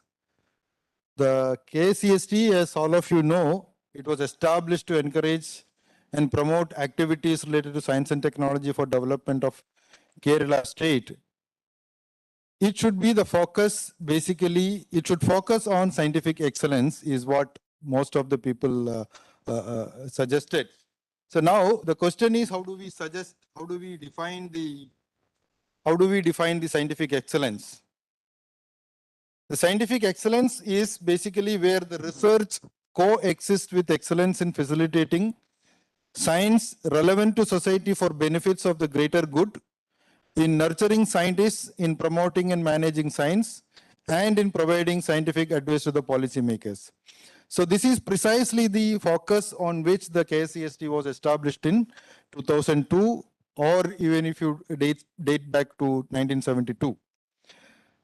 So most of the discussions were consolidate. If you want me to consolidate on the discussions which has happened here, there were academic requirement, there were research visions, there were administrative focus, and several other things. So I would probably converge them into four subtitles. One is research and technology development, the enhancement, exchange, and networking of the available pool of talents are the most fundamental aspects of performance of improvement in research and technology development. For this purpose, we should focus on enhanced capacity building, skill development, and talent identification through various dedicated programs and policies. A strong program encouraging incubation is needed to bring the benefits of the research to the society and for stimulating economic development in the state. Such a program should focus on scientists, researchers, and graduate and undergraduate students as well. Creation of such program will spur innovation and will ensure synergies among researchers, students, public agencies, and private sectors. Such program will make the state a leader in fundamental and translational research, innovation, and economic development. This is the one point. The second one is scientific collaboration and funding opportunities. The institutions associated with the council has an incredible pool of talents and potential to deliver scientific discoveries to spur economic development. To enhance the scientific abilities of practitioners cutting across various areas of science and technology, the council should bring out world-class exposure to the personnel, and which is a keystone for improving their confidence. Under this, the world-class collaborations by means of exchanges and monitoring of the scientific community under the purview of the council should be developed. The broad international exposure network with a number of research institutions and experience will be an asset in bringing out the world-class collaborations and funding opportunities to the state. Collaborative research on complex interdisciplinary issues will also be promoted, needs to be promoted through funding from the council. The third point is the synergy collaboration with the education system, though there were conflicts between whether it should be formed as a deemed university or not. The fundamental positive change towards the betterment of society starts with injecting the idea of scope, importance of society, importance and affecting the research and technology development for the young talents at the right age. So council should have a strong and in tandem association with the education system to scout the talents cutting across various fields at an early age and to provide them unique and world-class exposure to foster motivation in science. This can be seen as an investment with high returns of social benefits and long-lasting impacts. Also, the council can suggest curriculum revisions based on the cutting-edge research. The fourth point, which I will conclude, is the omnipotence of, it's the dissemination of knowledge. The omnipotence of knowledge can never be appreciated unless it is disseminated for the betterment of the society.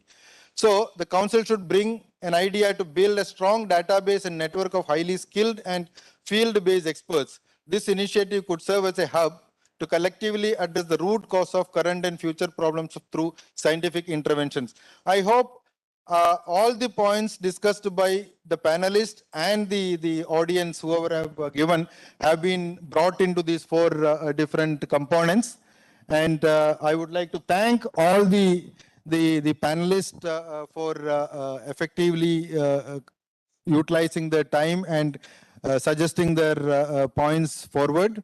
So primarily, the points what we look at is the drivers of the council should be societal needs, resource demands, science and technology development, regulatory requirements, where the benefits should be the economic growth, human capital development, sustainability, resilience, and quality of life. And these drivers for translation into benefits should work with an interface of all the services like research fund, innovation, decision support system, capacity building, standards, partnership, networks, risk management, outreach, communications, and with the help of government in research and development and policy innovations. So I think in nutshell, this is what all of us feel the council should be in the 2050. So I would like to conclude here, and over to you, Dr. Sharika. Thank you, sir. Thank you all for the valuable inputs and excellent interaction. I request Professor Sudhir to present mementos to all the panel members as a token of our gratitude and appreciation for their valuable inputs and interaction.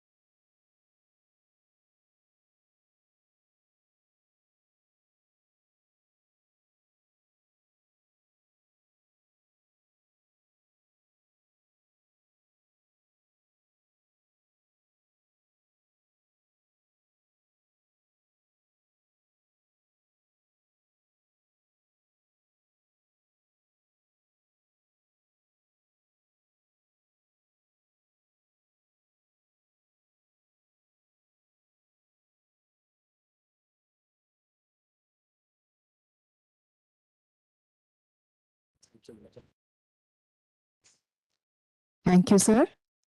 We now conclude the session. May I now invite Dr. P. Harinarayanan, the Principal Scientist of Kerala State Council for Science, Technology and Environment, to propose the vote of thanks. Very good afternoon. Respected moderator of the function and Executive Vice President of KSCST, Professor K.P. Sudhir, sir. Panelist, Professor M.S. Valyasan, sir, the former Executive Vice President of KSCST. Dr. A. Muthunayakan, sir, former Executive Vice President of KSCST. Dr. E.P. Yashodharan, sir, former Executive Vice President of KSCST. Dr. M. Rajivan, sir, former Secretary, Ministry of Earth Science, Government of India. Sri M.C. Dattan, sir, Mentor Science, Government of Kerala.